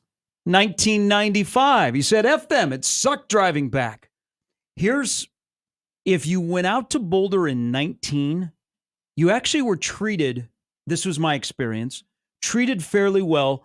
Colorado fans were buying beers for Nebraska fans. Because there's safety in numbers. They were like, man, glad to have you guys back. Thank you. And then the game changed, and it got a little hairy after the game. Last year was a rough venue to be a Nebraska fan. It was back to old CU Nebraska. Mm-hmm. Yeah, Folsom Field. What will that be like on Saturday night? Brian Christopherson will be right in the mix, sitting in the stands with the fans dressed as a CU fan for content only, and he joins us now from Husker 24/7. I may have made up part of that, but welcome. Hey, how are you guys? Nothing to talk about. No. Would you like to, you choose the percentage of discussion we're going to have on the UTEP game or the Colorado game? I like a 50-50 split. It's like Thanksgiving. Give me one of each slice and make them the same. Ooh, okay. I like that. So let's start with UTEP then. Because you and I were next to each other on Saturday, so I kind of know your thoughts, and you've written plenty about it since then. What position group with their position coach or individual do you think that their stock went up in your eyes from Saturday's performance? I actually think the running backs did. I think because, all off season it's been, they're good, but do they have that great guy? And while you can still ask that question, I think people left the stadium feeling better about, like, all of them are the upper end of good, like upper middle class, at least, like in this discussion. They have something they all bring to the table. We're all effective in their own ways. And you heard Rule even yesterday, speaking about how he sort of has always been like, give me one or two guys I really need to separate at that position, but kind of after the game thinking like, I do kind of like the setup here, and we'll proceed with this and see where it goes. So I just thought they were solid. And I thought it was a game where, as much as Rilo was captivating, I felt like early on Nebraska was getting good chunks running the ball when they wanted to. And if you compare that, even against bad teams you're supposed to beat up on in past years, that hasn't always been the case. It's sometimes been a deal where Nebraska's really scuffled, to early on in the game to move the line of scrimmage. And I felt that was different in this one. So I thought the backs had a good day, and Daldell was, another level than I thought. He's taken a big step since the spring. So maybe that's influencing why I say this. We were talking about this earlier in the show. This was a big part of the conversation on Saturday after the game.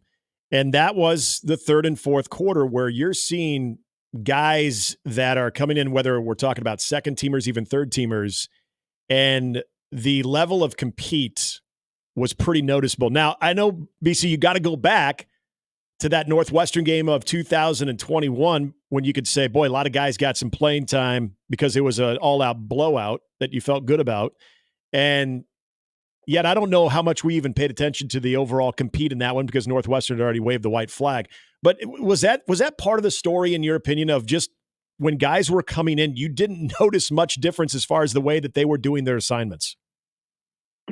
Yeah, you got to give the backups credit. They played, I thought, really solid even in the fourth quarter. It didn't just become bad football, and for the defense to hold UTEP to 205 yards for the game, while the starters basically, only played 40 minutes. That's pretty impressive. You look at like this, Nebraska's defense only faced 50 snaps in this game, but all of the four top defensive linemen played 21 snaps or less. So, I mean, this was just one of those games where those guys barely broke a sweat, and a lot of other guys got to to come in and show what they can do. And Rule made an important point that is very true after the game. It's big for your program in these early season contests to have a day like that, because it makes everybody walk a little bit taller around the building. Everybody's more engaged. They played. They have film that you can go through the next day in the meeting. They're not just watching the 40 guys who played. That's a really big deal for just the sort of the psyche of your squad, that they went through all this for 8 months and they actually got on the field. And it's a tribute to starters too, who want to make that happen. And it's important for them to get those guys on the field. Hey, I'm looking for some validation here, but don't suck up to me if you know something different. So Fedoni and Nelson got catches, but they were lateral instead of vertical. And I see like a game on Saturday night of Fedoni doing a lot of work in the middle. Do you think that was just UTEP? I mean, that can't be the idea of the way to use those two moving forward, right? Not fully, I hope. And I wonder that too. Some stuff you can be like, oh, why'd they run that? And then you got to kind of take a step back and think about the big picture. Like there's other stuff they can run with Fedoni, obviously, but you don't need to show everything you can do right off the bat. The East-West stuff always looks bad if you don't get a block, though. And fair. I mean, on the second drive is the one I think about the most. It was like 3rd and 2, and they lost 3 yards on it. And Banks and Nair, who obviously had good games, and everybody was talking about afterward, they just had a bad play. Like they blocked wind on the play, and so Fedoni couldn't do much about it. That is really, if you draw it up, a play where you're thinking like, maybe it's not a home run, but it's 5 yards. We're going to get a first down and move the sticks. So you just got to execute it better. But I think there's a lot that was left unseen, sort of your main point.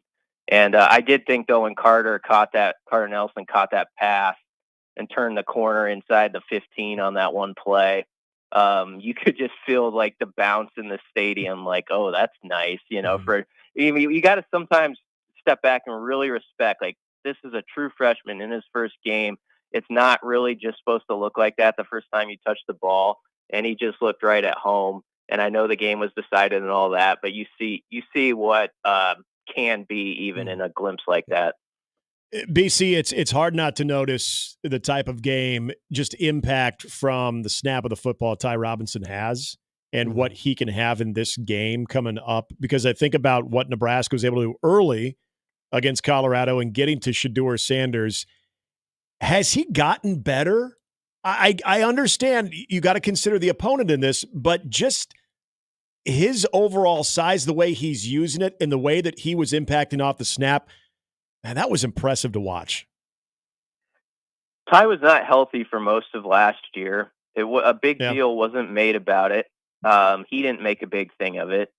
But people will remember he had an off-season injury that kind of ran up into the season, and it took him a runway to really find his pace. And he felt like the last 4 games or so of last year, he was starting to play more like he could. And he did, if you go look at that film. So I think he kind of took off from there. And I was thinking about Ty a lot last week, and the fact that sometimes you're kind of like, oh, I kind of think I know what this guy's all about and what he can bring. And you would think that with the guy who's been in the program since like 1988 or whatever, like Ty has. But I thought maybe what if Ty Robinson is just like a freaking beast this year? Like what does that do to things? And I started pondering that more and more. I think it's possible he's going to take a step. And how does that change things for Nash and Jamari and all these other guys? And, first game was at least a sign that that's possible. This one will tell a lot more, obviously. I think they are so well coached on that side of the ball. I mean, they got some really bright minds. I look at the safety. So that's a mesh play. There were a couple of mesh plays that UTEP ran, and they were smart enough to hold on long enough. They didn't try and jump them, which would have been a break for UTEP. I thought they were dialed into their scouting report. And then I look at a guy like MJ Sherman, which I know Shafe wrote about because we were talking after the game. MJ in his second year I mean, he was they ran a blitz with him and he dismantled 2 offensive linemen. So with that said, on the heels of what you said about Robinson, and I fully agree, BC, I look at the defensive performance Saturday, and then I listened to Rule yesterday, kind of slipped in the thing about tackling. And I went back and looked, and officially they only had 4 missed tackles, which I think is great for the first game. Yeah. Why do you think he addressed that yesterday? Because he knows that this is a defense full of veterans who understands that maybe it was an A- performance in a particular category that most people are going to pat you on the back for. But there are certain things, and you can point out those 4 to 5 things on the film that you can get in their heads all week. Like, if this happens on this Saturday, it's going to be sadness instead of happiness. Like, this is a different deal. And so there's coaching points that are easy to make. I agree with you. I think this team tackles really well for the most part. But if you go back to last year, and it's not lost on those guys, I know they're not going to talk about it this week, but that was the one game where for a quarter and a half, 2 quarters, Nebraska's defense was great against Colorado. And then it went off the rails sort of when the fumbles started happening on offense and all that. But Nebraska's defense at the end of that game did not tackle like they did basically the rest of the year. And Colorado got a lot of leaky yards. And so, that's something to put in, that thought in guys' heads. Like, it was good. You could be better, like always pushing it to another level. And there is another level for them. So, there's a play that happened against the backup. I think they had UTEP could have had like a 45-yard touchdown in the second half. I think it was against like Sierra Wright or somebody. But you can put that in front of everybody and say, the other fight song is playing this week. If that happens again, we just can't have a breakdown like that. So he fell down on the play, by the way, but it still would have happened. So, they're going to use everything they can to say this needs corrected. Otherwise, if it doesn't, going to be a problem. And he's got veterans that understand what they're getting at with that. BC, if this game comes down to it, as we saw in 2019, whether it's to extend the game or to win the game, if there is a 35-yard field goal to be hit, who is kicking it? I would guess. I hate to put that scenario out there first and foremost, but no, I would guess Alvano. At the distance you say now, we didn't see that scenario where if it's 47, what does that do? Because there was the mention last week of John Hull would handle longer kicks, perhaps. Which to me means 40 and beyond, right? Yeah, I guess so. I would think, but I would bet if it's 42 yards and the game's on the line, Tristan Alvano would definitely want to crack at it. But I would say Alvano to your question. I would bet anything inside of 45. You go with the guy who's been there before. Not that John Hull. I don't know what John Hull can do yet. Right. So could be an awesome story possibly, but it would be that'd be a really nerve-wracking game if I were if I were a 19-year-old and here's your first kick. Make it to make everyone happy in the state. Hey, can we just address the elephant in the room when it comes to punt returns? That Nebraska in the first game of 2024 almost eclipsed the entire total of 2023. It's true. Yeah. And it looked like a real purposeful, we want to make something happen here. They should have blocked one too. Mm-hmm. I don't know who that was actually. I didn't study it closely, but somebody got real close to a block, and I think if they laid out, it's probably a touchdown. Wasn't it Elliott Brown? I think it was. Oh, actually. It might have been Elliott. It might have been. I wasn't sure if it was him or Stanger or somebody, but yeah, he was close. But yeah, Garcia Castaneda looked pretty good back there. The thing that was nice was he just looked really comfortable fielding it and all that too. Now, there weren't a lot of situations where he had to decide whether to fair catch it on the 7-yard line or not. So some of that really gets tested in a game like this where we can pretend it's just another game, but it's not going to feel like another game in the stadium. And there are certain positions on the field where you really have to have your wits about you in moments like that. And punt returner is one of them, which is why I do like IGC back there this week because he's been around college football a long time, a veteran. I'm really excited with what Barney's going to do. And I think Ja'Cory Barney could have a big say in this game on offense in a play here or there. Yeah. But that's like I'm shifting topics, but it makes me think. That's like the interesting sidebar to this game is everyone's going to talk up CU's wide receivers, which they, for good reason. But it's interesting if I'm like a Nayor, a Banks, young Barney who doesn't look like he feels like he's a freshman out there at all. I'm thinking like, I'm not going to get upstaged by these guys, in this game. Like we're going to make our own plays on that side. I think just the receiver, like Nebraska's receivers, and whether they can steal some thunder this Saturday is really going to be an interesting thing. If you're looking at and you bring up the Colorado wide receivers, if you're looking at that matchup, that seems to be, a major area of concern as far as what those receivers can do, and then the secondary that we'll see how they go about it. If there's confidence to be had in that matchup, do you put more confidence in John Butler and Tony White and just knowing that they will have the ability to put these guys in position to help and to neutralize that threat? Or do you just look at the Jimmies and the Joes and the guys that are on the field and say, yeah, I have confidence that those guys can get it done?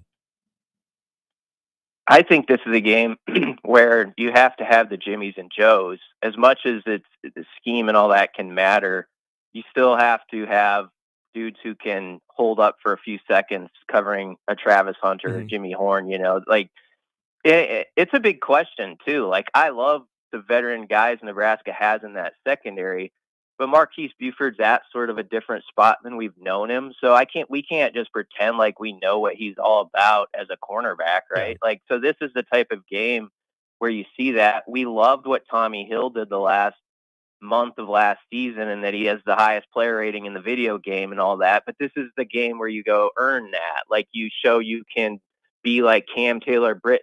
Cam Taylor-Britt used to just shine in these matchups. It was sort of lost because the team wasn't good, but he'd go up against like Jahan Dotson or somebody from like Penn State, and he would just be up to it, like hold him to 60 yards or something, where the other guy had a few respectable plays, but he didn't just take over and ruin your day. They need Tommy Hill to be that kind of guy on this Saturday where, Travis Hunter is going to he might get 90 yards, but are they kind of those 90 yards where it's like, oh, he got to 90. I didn't even really feel that. Or is it like, 135 that just hits you in the face? Like that's going to be the big question for those guys. Nebraska wins on Saturday night because of what? Because of a pass rush that is fierce and causes Shedeur Sanders to make a big mistake at one point. I think he's a really tough quarterback, and I respect him a lot, what he can do in extending plays. But if you go back to it and you watch them against North Dakota State, Shadeur's not afraid to backtrack like it's a video game, like 15 or 20 yards, like and do this crazy stuff. And there's going to be a few plays where he's going to do something like that, and some guy's going to be trying to run open like 8 seconds after the snap had started, and he's either going to hit like a 55-yard play that really just takes the air out of the stadium, or it's going to be one of those where there's some big mistake happens in Nebraska and the place goes nuts and Nebraska just plays downhill from it. I think something like that's going to happen early in the game too, one way or the other, and that's why it's such a fun game. You have amazing playmakers on the other side that you have to respect, but then you've got a Husker defense that is just determined to be that group this year that goes and wins games by getting a pick six or doing something themselves. So it's great. It's great theater in that respect. It definitely is. BC, thanks for your time. I look forward to all the coverage on Husker 24/7 leading up to it, and we'll see you again on Saturday. Yeah, thanks a lot, guys. That's BC, Brian Christopherson. So I expect, I'm no Lombardi, maybe 100% 10 personnel for Colorado, which is 1 back, 4 wide receivers. So Shedeur would sometimes rather take a snack. We'd all like to have a snack. We would, yeah. Take a sack, then throw up a 50-50 ball that could be picked off. And that's been pretty clear. The thing where I think Nebraska can dominate in this game is at the defensive line. Watching the North Dakota State game, so North Dakota State they would put 5 in the box, and right as snap, they would bring a safety in. They had some zone pressures, but they kind of just rushed 4. Yeah. Maybe occasionally a 5th guy.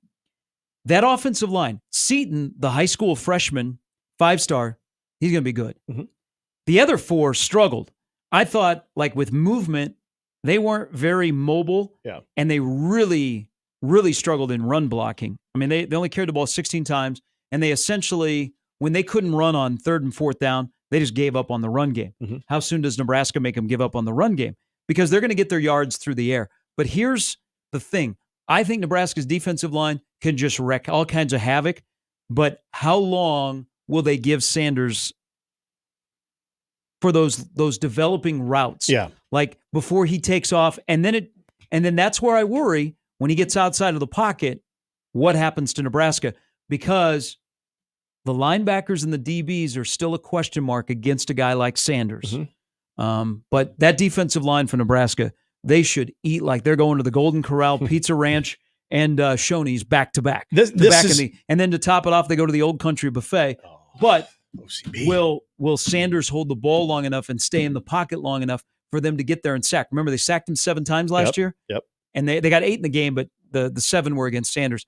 They need to get to him more often and get him down, not hit him and then he breaks free. Well, and I would even add to that, if the sack number is not the same as it was a year ago, that he's making more of those throws fading back. Okay, so if you go back to that big 3rd down conversion where the linebacker just doesn't turn around, and so they get the PI, that play was dead in the water, and he's probably, by the time he threw the football, was probably 25 yards behind the line of scrimmage, continuing to fade back. So that's why I think of it. I think of what Ty and what Nash had, what he showed even in that game last year.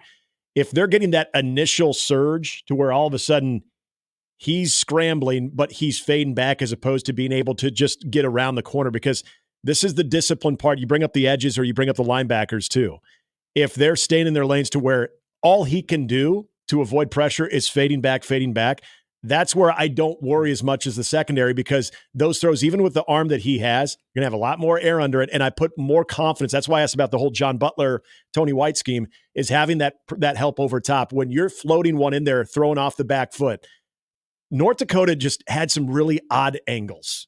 Whether it was defending the pass or after the catch was made, just took some very odd angles.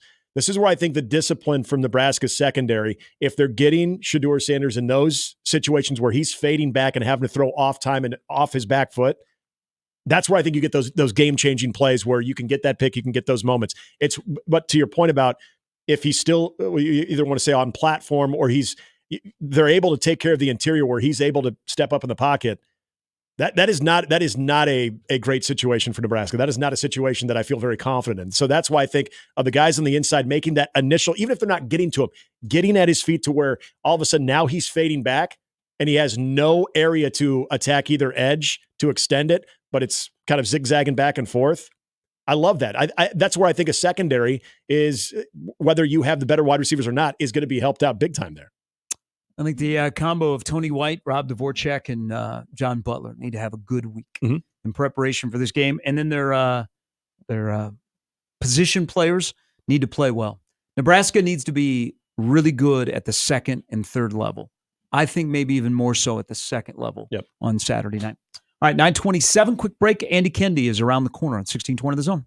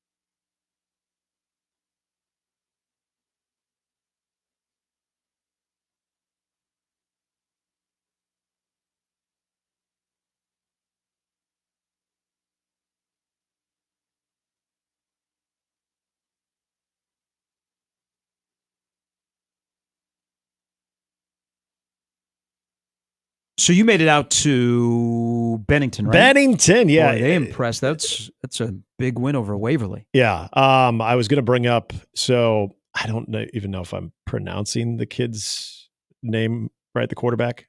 I'm going to butcher it, but impressive, but damn. Lauritsen, that was the guy that I was kind of keeping my eye on too. Oh yeah, he's a sticker. Not a bad little wrestler. That's what I've heard. That family usually has pretty good winters on the mat. Yeah, but he's a sure-handed tackler. Yeah, that was actually probably more impressive than anything was their defense, especially their linebackers. Damn, they got some big dudes too. So it's Waverly. So here was the thing: Waverly didn't look good. Yeah, and so I was trying to decipher whether the game was kind of sloppy early on. There was both teams had some missed opportunities. Oh, did you have 26 penalties called in your game? Oh, I heard about that, by the way. Was it for over 200 yards or something? Central was called for 21 penalties for over 200 yards. We had 5 penalties on one play. Oh, boy. That were all assessed because they were unsportsmanlike conduct penalties. Oh. Yeah, it was an interesting night. That looked so everything that I heard about the game. So I watched a little of the highlights on Channel 7 afterwards. That looked like that was a bit of a wacky game. It was. I mean, it was an entertaining game. Yeah. I mean, Bellevue West got back into the game. There was no flow, and there was a major cramping issues on both sides.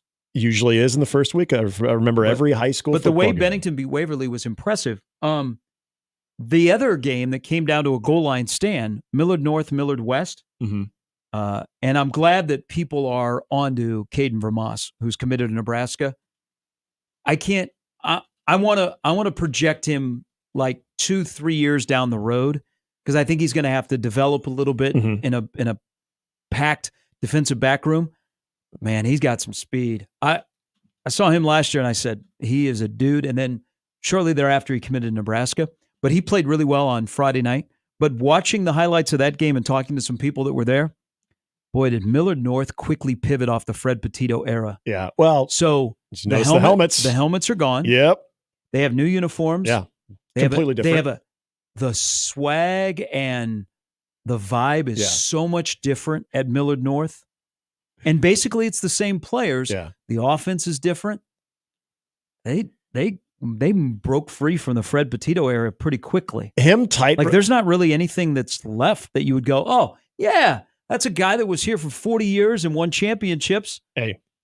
You can look at Elkhorn's program and go, Mark Wortman, I see that. Okay. And Dan Fikert is a guy that won a championship at quarterback, Yeah. is the head coach now. But there's certain elements of Elkhorn football you can go, hey, oh yeah, Mark Wortman ran that. Physical, I understand Millard North just.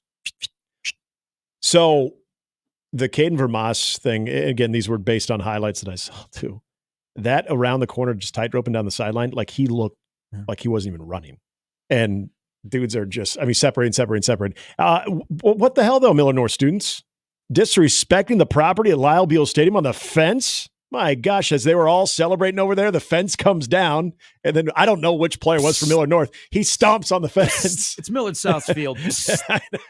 It's on their campus, even though it did have the green highlight on the press box there too. But so I think, by the way, the quarterback for Bennington is Ty. I want to say Buafekio. It's a Bennington guy. You better know that. I know. Bennington football. When I get on the board here, I gotta figure this out. But no, defensively, especially Bennington looked. They're no joke.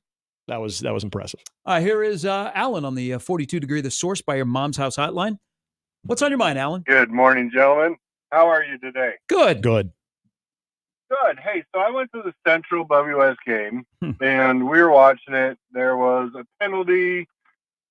Basically, it turned out to be a fight. It seemed like the ball was on the 50-yard line when they started. The fight happened about the 40. All things said and done, there were 3 penalties that were announced on the field. It was unsportsmanlike conduct, 1 against WS, 2 against Central. In my mind, that's a 15-yard penalty. In the referee's mind, that put the ball on the 3-yard line, and WS scored the next play. Any idea what that penalty was about? So, Alan, how it got 47 yards? Okay, so Alan, we were doing the game on TV, So it was a fight that happened right in front of the Central sidelines. I'm not gonna say fight. It was a fracas. DB and wide receiver wouldn't separate after the play was over, and they were pushing and shoving. And there had been a lot of talking going on leading up to that. And so guys are coming off the Central bench, and the Central coaches are trying to break it up. And there's a lot of people that are involved, and maybe a haymaker came from the back row. What it was is there was 2 offsetting penalties, a unsportsmanlike to Bell West, and then an unsportsmanlike to Central. But on top of that were 5 unsportsmanlike penalties on Central, and the last 2 were half the distance. So that's why the ball went from the 50 all the way down to the 3. So there were actually 5 unsportsmanlike conduct penalties called on Central on that play. Okay. Yeah. All right. Well, that's what I wanted. In the stadium, because I was trying to listen to the PA, and then Ken Holm, who was the white hat, who he spent more time on TV than he does with his family. Hearing him try to explain it was a little bit rough, but that's what the penalty was. There were 5 unsportsmanlike conduct penalties. The last 2 were half the distance, so that's why the ball was on the 3, and then the next play, Bell West scores. Yeah, so that's the difference in the game right there. I mean, it was Central, it was choppy. There was no flow to it. Discipline than that, but they've got some ballers. That number 8, man, that running back. So he's so that's a hammer. So that's Kylon Haney, and he's been offered by Nebraska. He's a sophomore. His body is in so much better shape than it was last year, and he reminded me, and I know he was wearing 8. He reminded me, Alan, a little bit of Amir, because he got in love with that jump cut that Amir was so famous for. Yeah. Well, and he wasn't afraid to put down his head. No. I mean, he ran. He's a pretty good wrestler, too. Yep. Alan, thanks. All right, thanks, guys. Thanks for the call. I'll tell you another guy that I hope you're not sleeping on. He's not going to Nebraska. He's not going to Iowa. He's not going to Iowa State. Isaac Ackerman is a good player. He's going to Northwest Missouri State. Okay. Plays both ways. Man, he's really good on defense. Central's talent is really, really good. It's just the discipline stuff. Like BJ Newsome at quarterback is much improved. This is 3rd year starting. But Bellevue West, man, TJ Whaley is a 6'3" target. Kenton Keith's son Caprice has come a ways. Will Anderson's going to be a typical Bell West quarterback. I mean, he's very savvy. He's got to rein it in. He's got a big boy arm that you don't need to throw at 100 miles an hour. I mean, for the first game, not bad for both of those teams. Yeah, I wanted to be down there. They're both going to be playing in the playoffs. I think this will be the year that Central breaks the streak. They haven't been in the postseason since 15. God, that's crazy.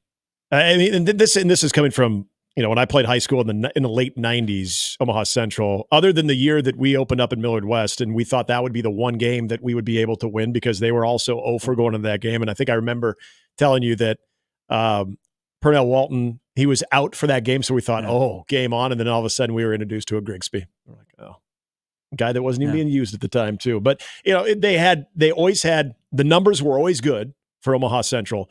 So when it came to participation, Central was that.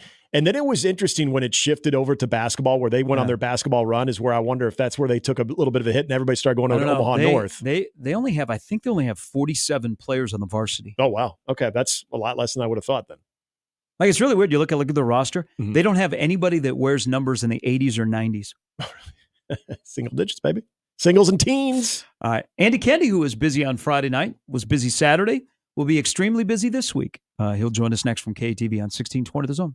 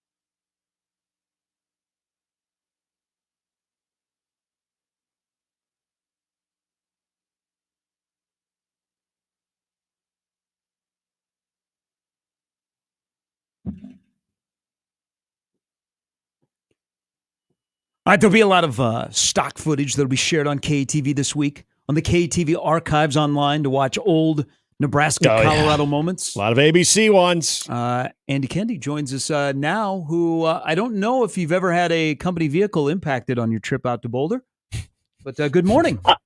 Good morning, boys. No, luckily we have not, but we experienced quite a bit of hatred last year. So it was an interesting deal. It's good. And Colorado has an interesting fan base. They got some old guys that are like the traditional, like ranchers and that type of thing. And then you got this younger wave that kind of have a little bit more of a, how do you call it? A sophomore edge to them. Oh. So yeah, it's those are the ones that people normally have issues with. That's my take. But probably those younger ones aren't making the trip to Lincoln. It'll be the diehards that remember coming to Memorial Stadium.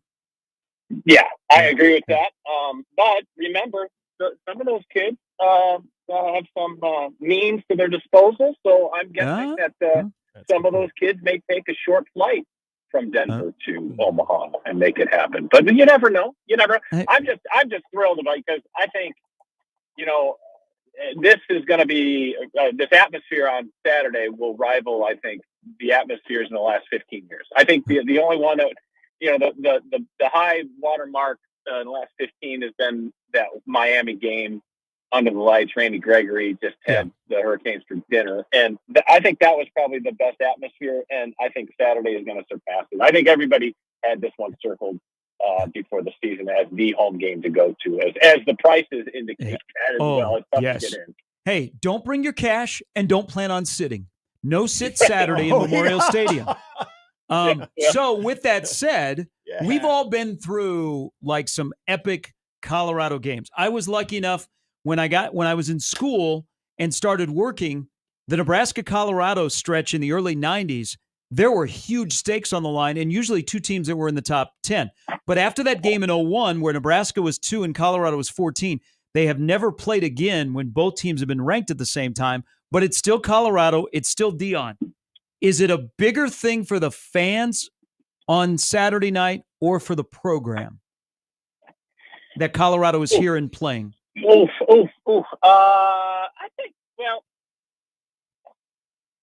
I think the fans take it to another level. I think the players know what's at stake, and the program knows what's at stake from a football sense. I think the fans weave another layer to it, especially because this is probably going to be the last meeting between these two schools in the foreseeable future, if not ever, in the regular season, because of the way college football has gone. Why would you schedule Colorado, in 2033? It just doesn't make any sense other than from a pure rivalry standpoint. But from a football standpoint, it doesn't make any sense. So I think that's why Saturday is so important to the fans to get one last lick, especially because this is the fourth meeting between these two teams since 18, and the Huskers have been 0 for 3, and you can make a very, very good, strong case that 2 of the 3 should have gone the other way. And, you take last year, the 5 fumble. It was funny when we were talking to Coach Rule yesterday, and somebody asked about last year, and it's like, well, there's not much to say about last year. It's not much to say when you fumble the ball 5 times. You give it away 5 times. It's tough to win games like that, but people forget up until about 4 or 5 minutes left to go in that first half, it was toe-to-toe, and it looked like Nebraska was going to take command of that game. But I think it's a big game from the program standpoint that they can win a big game at home, a team that has been a kind of a burr in their saddle. And obviously for the fans, I don't think there's anybody more that they would want to beat than Colorado on the schedule this year, other than maybe Wisconsin from a pure year in, year out rivalry stake. What you saw, if you were talking to just common fan right now, what you saw on Saturday, did it give you reason to justify to that fan it's okay to think big this year? Was there anything about Saturday you said, it's okay to think big? Yeah, just at the doctor's office, yearly dermatology check. Shout out to Dr. Drake. And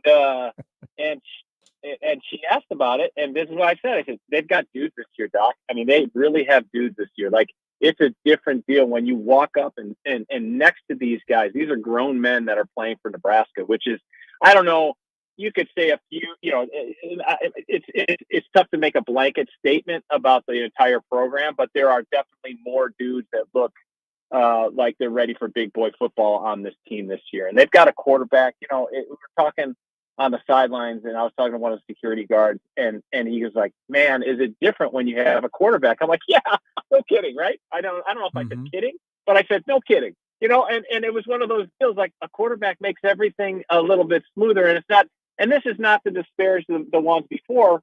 It's just that this guy's talent is so elevated in comparison that he can do things the others couldn't, And I think that's what gives this team a chance. And they have receivers now who obviously can go up and win 50-50 balls and do things like that we saw Saturday. Now, can they do it again this Saturday? We'll see.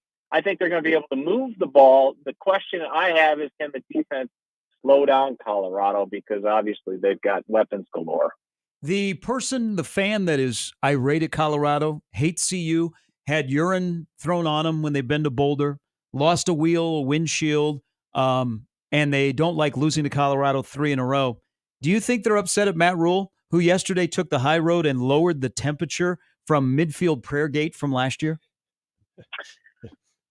I don't know. I don't know if they're upset with him, but he certainly did throw a big wet blanket over that moldering, fire from last year. There was no way he was going to let that thing get any bigger or grow. And I think that was purely by obviously he believes it. I don't think he really meant what happened last year was, I think, pretty fabricated and manufactured. I shouldn't say fabricated. Manufactured is a better word. By the other side, and it's a son and a father sticking up for each other. I guess that's what he said. And I don't think fans really need the head coach to really stoke the fires for this one. Let's just put it that way. I think the Husker fans are going to be loud and pretty venomous. It's Nebraska nights for 364 days out of the year. The one day off is Saturday. Oh, what's your feel on the sideline matchup? When we think of the noise that's going to exist, we've seen the helmet technology. We all got a chance, if we're watching football this weekend, to hear how that sounds in the helmet, and a lot of times it's tough to hear. When it does come to communication between the sideline to each unit from Nebraska side and Colorado side, is that, in your opinion, going to be a big part of this matchup? Well, I think there's a home field advantage opportunity for Nebraska fans to make an impact, no question. When Coach Rule says he had to go from a single ear flap to a double ear flap headset, and when Nebraska's playing UTEP, just imagine what he's going to need for. He's going to might need his own helmet, his own bubble to hear that.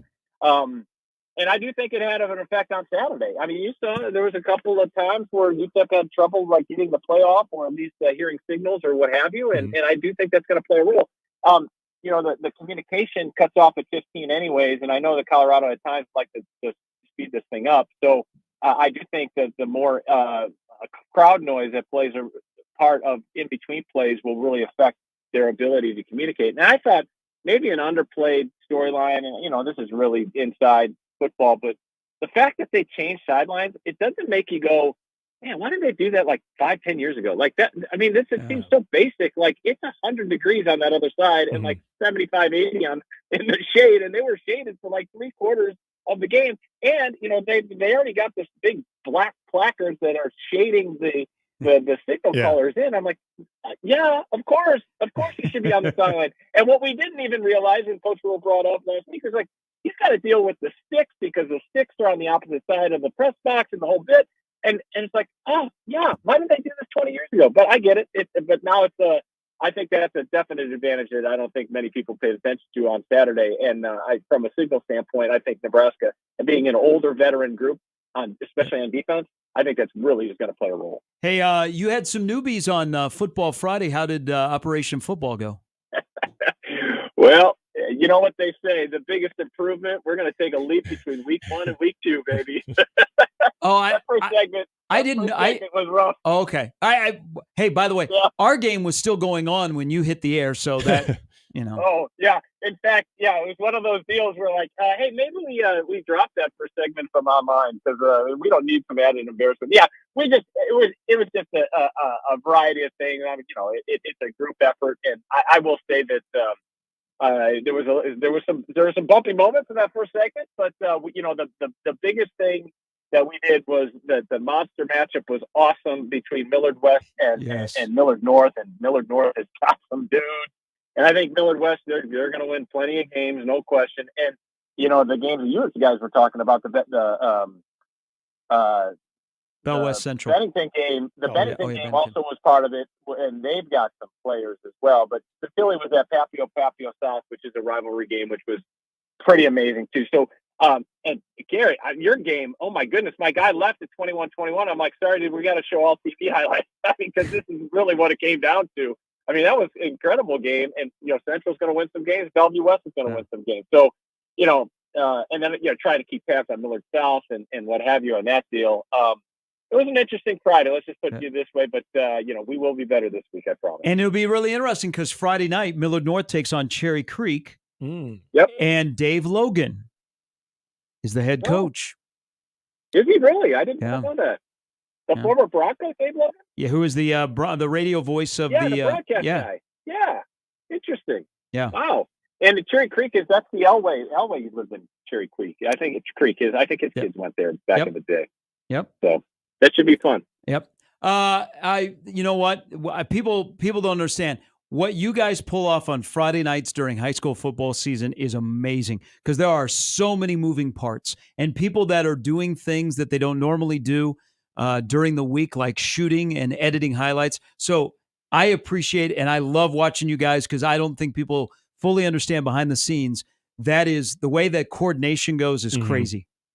Yeah, and at least for Friday, we've got some youth and stuff we're integrating and whatever.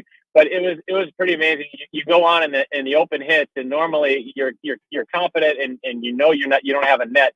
Friday, I had 4 different cell phones with like shot sheets on it, and I was trying to work between 4 different cell phones plus handwritten shot sheets. It was pretty amazing. And then we thought we had the live shot, and then the TVU signal went down, and it was pretty. This is where live television, you're like, okay, now what do? You can either look like a deer in the headlights, or you can just roll with it, and that's what we tried to do. It's live television. I think people all understand. We're doing our best. Nobody's trying to not get the highlights on the air. So and again, it was an interesting first deal, but like I said, it's going to be fun and watching my team develop this year. And we will make sure that we're going to be on point. No doubt. Fantastic. Have a good week. I'm sure you'll struggle to find stuff to talk about, and then we'll see you on Saturday. Thanks, boys. Have a good week. That's Andy Kendi. Yeah, Dave Logan, so former CU Buff. And he's on 850, right? Yep, so he's the afternoon host on 850 with our former PD here is the PD out at KOA. He is the radio voice of the Broncos, but he has been an extremely successful high school football coach in the Denver area. Okay. He's the head coach at Cherry Creek, which is perennial, one of the top teams in all of Colorado. They are playing at Millard North over at Buell on Friday night. After Millard South went down to Chandler, Arizona, and played late Friday night, got beat, but showed up. I mean, they're going to be fine. It's just they were playing a team that was a little bit bigger and deeper. But yeah, Dave Logan, the former Buff, will be on the sidelines at Buell coaching against Millard North on Friday night. Which is very interesting because when I think of, I know it's Millard North, not Millard South, but the one time that I remember experiencing Cherry Creek athletes and how good they were, Millard South baseball versus Cherry Creek baseball too. Yeah. Amazing athletes out there. All right, good show, everybody. Good start to the week. It's CU Week is here. Colorado speaks today. Sean Keeler, who is not allowed to speak in those press conferences, will join us tomorrow. He's not allowed.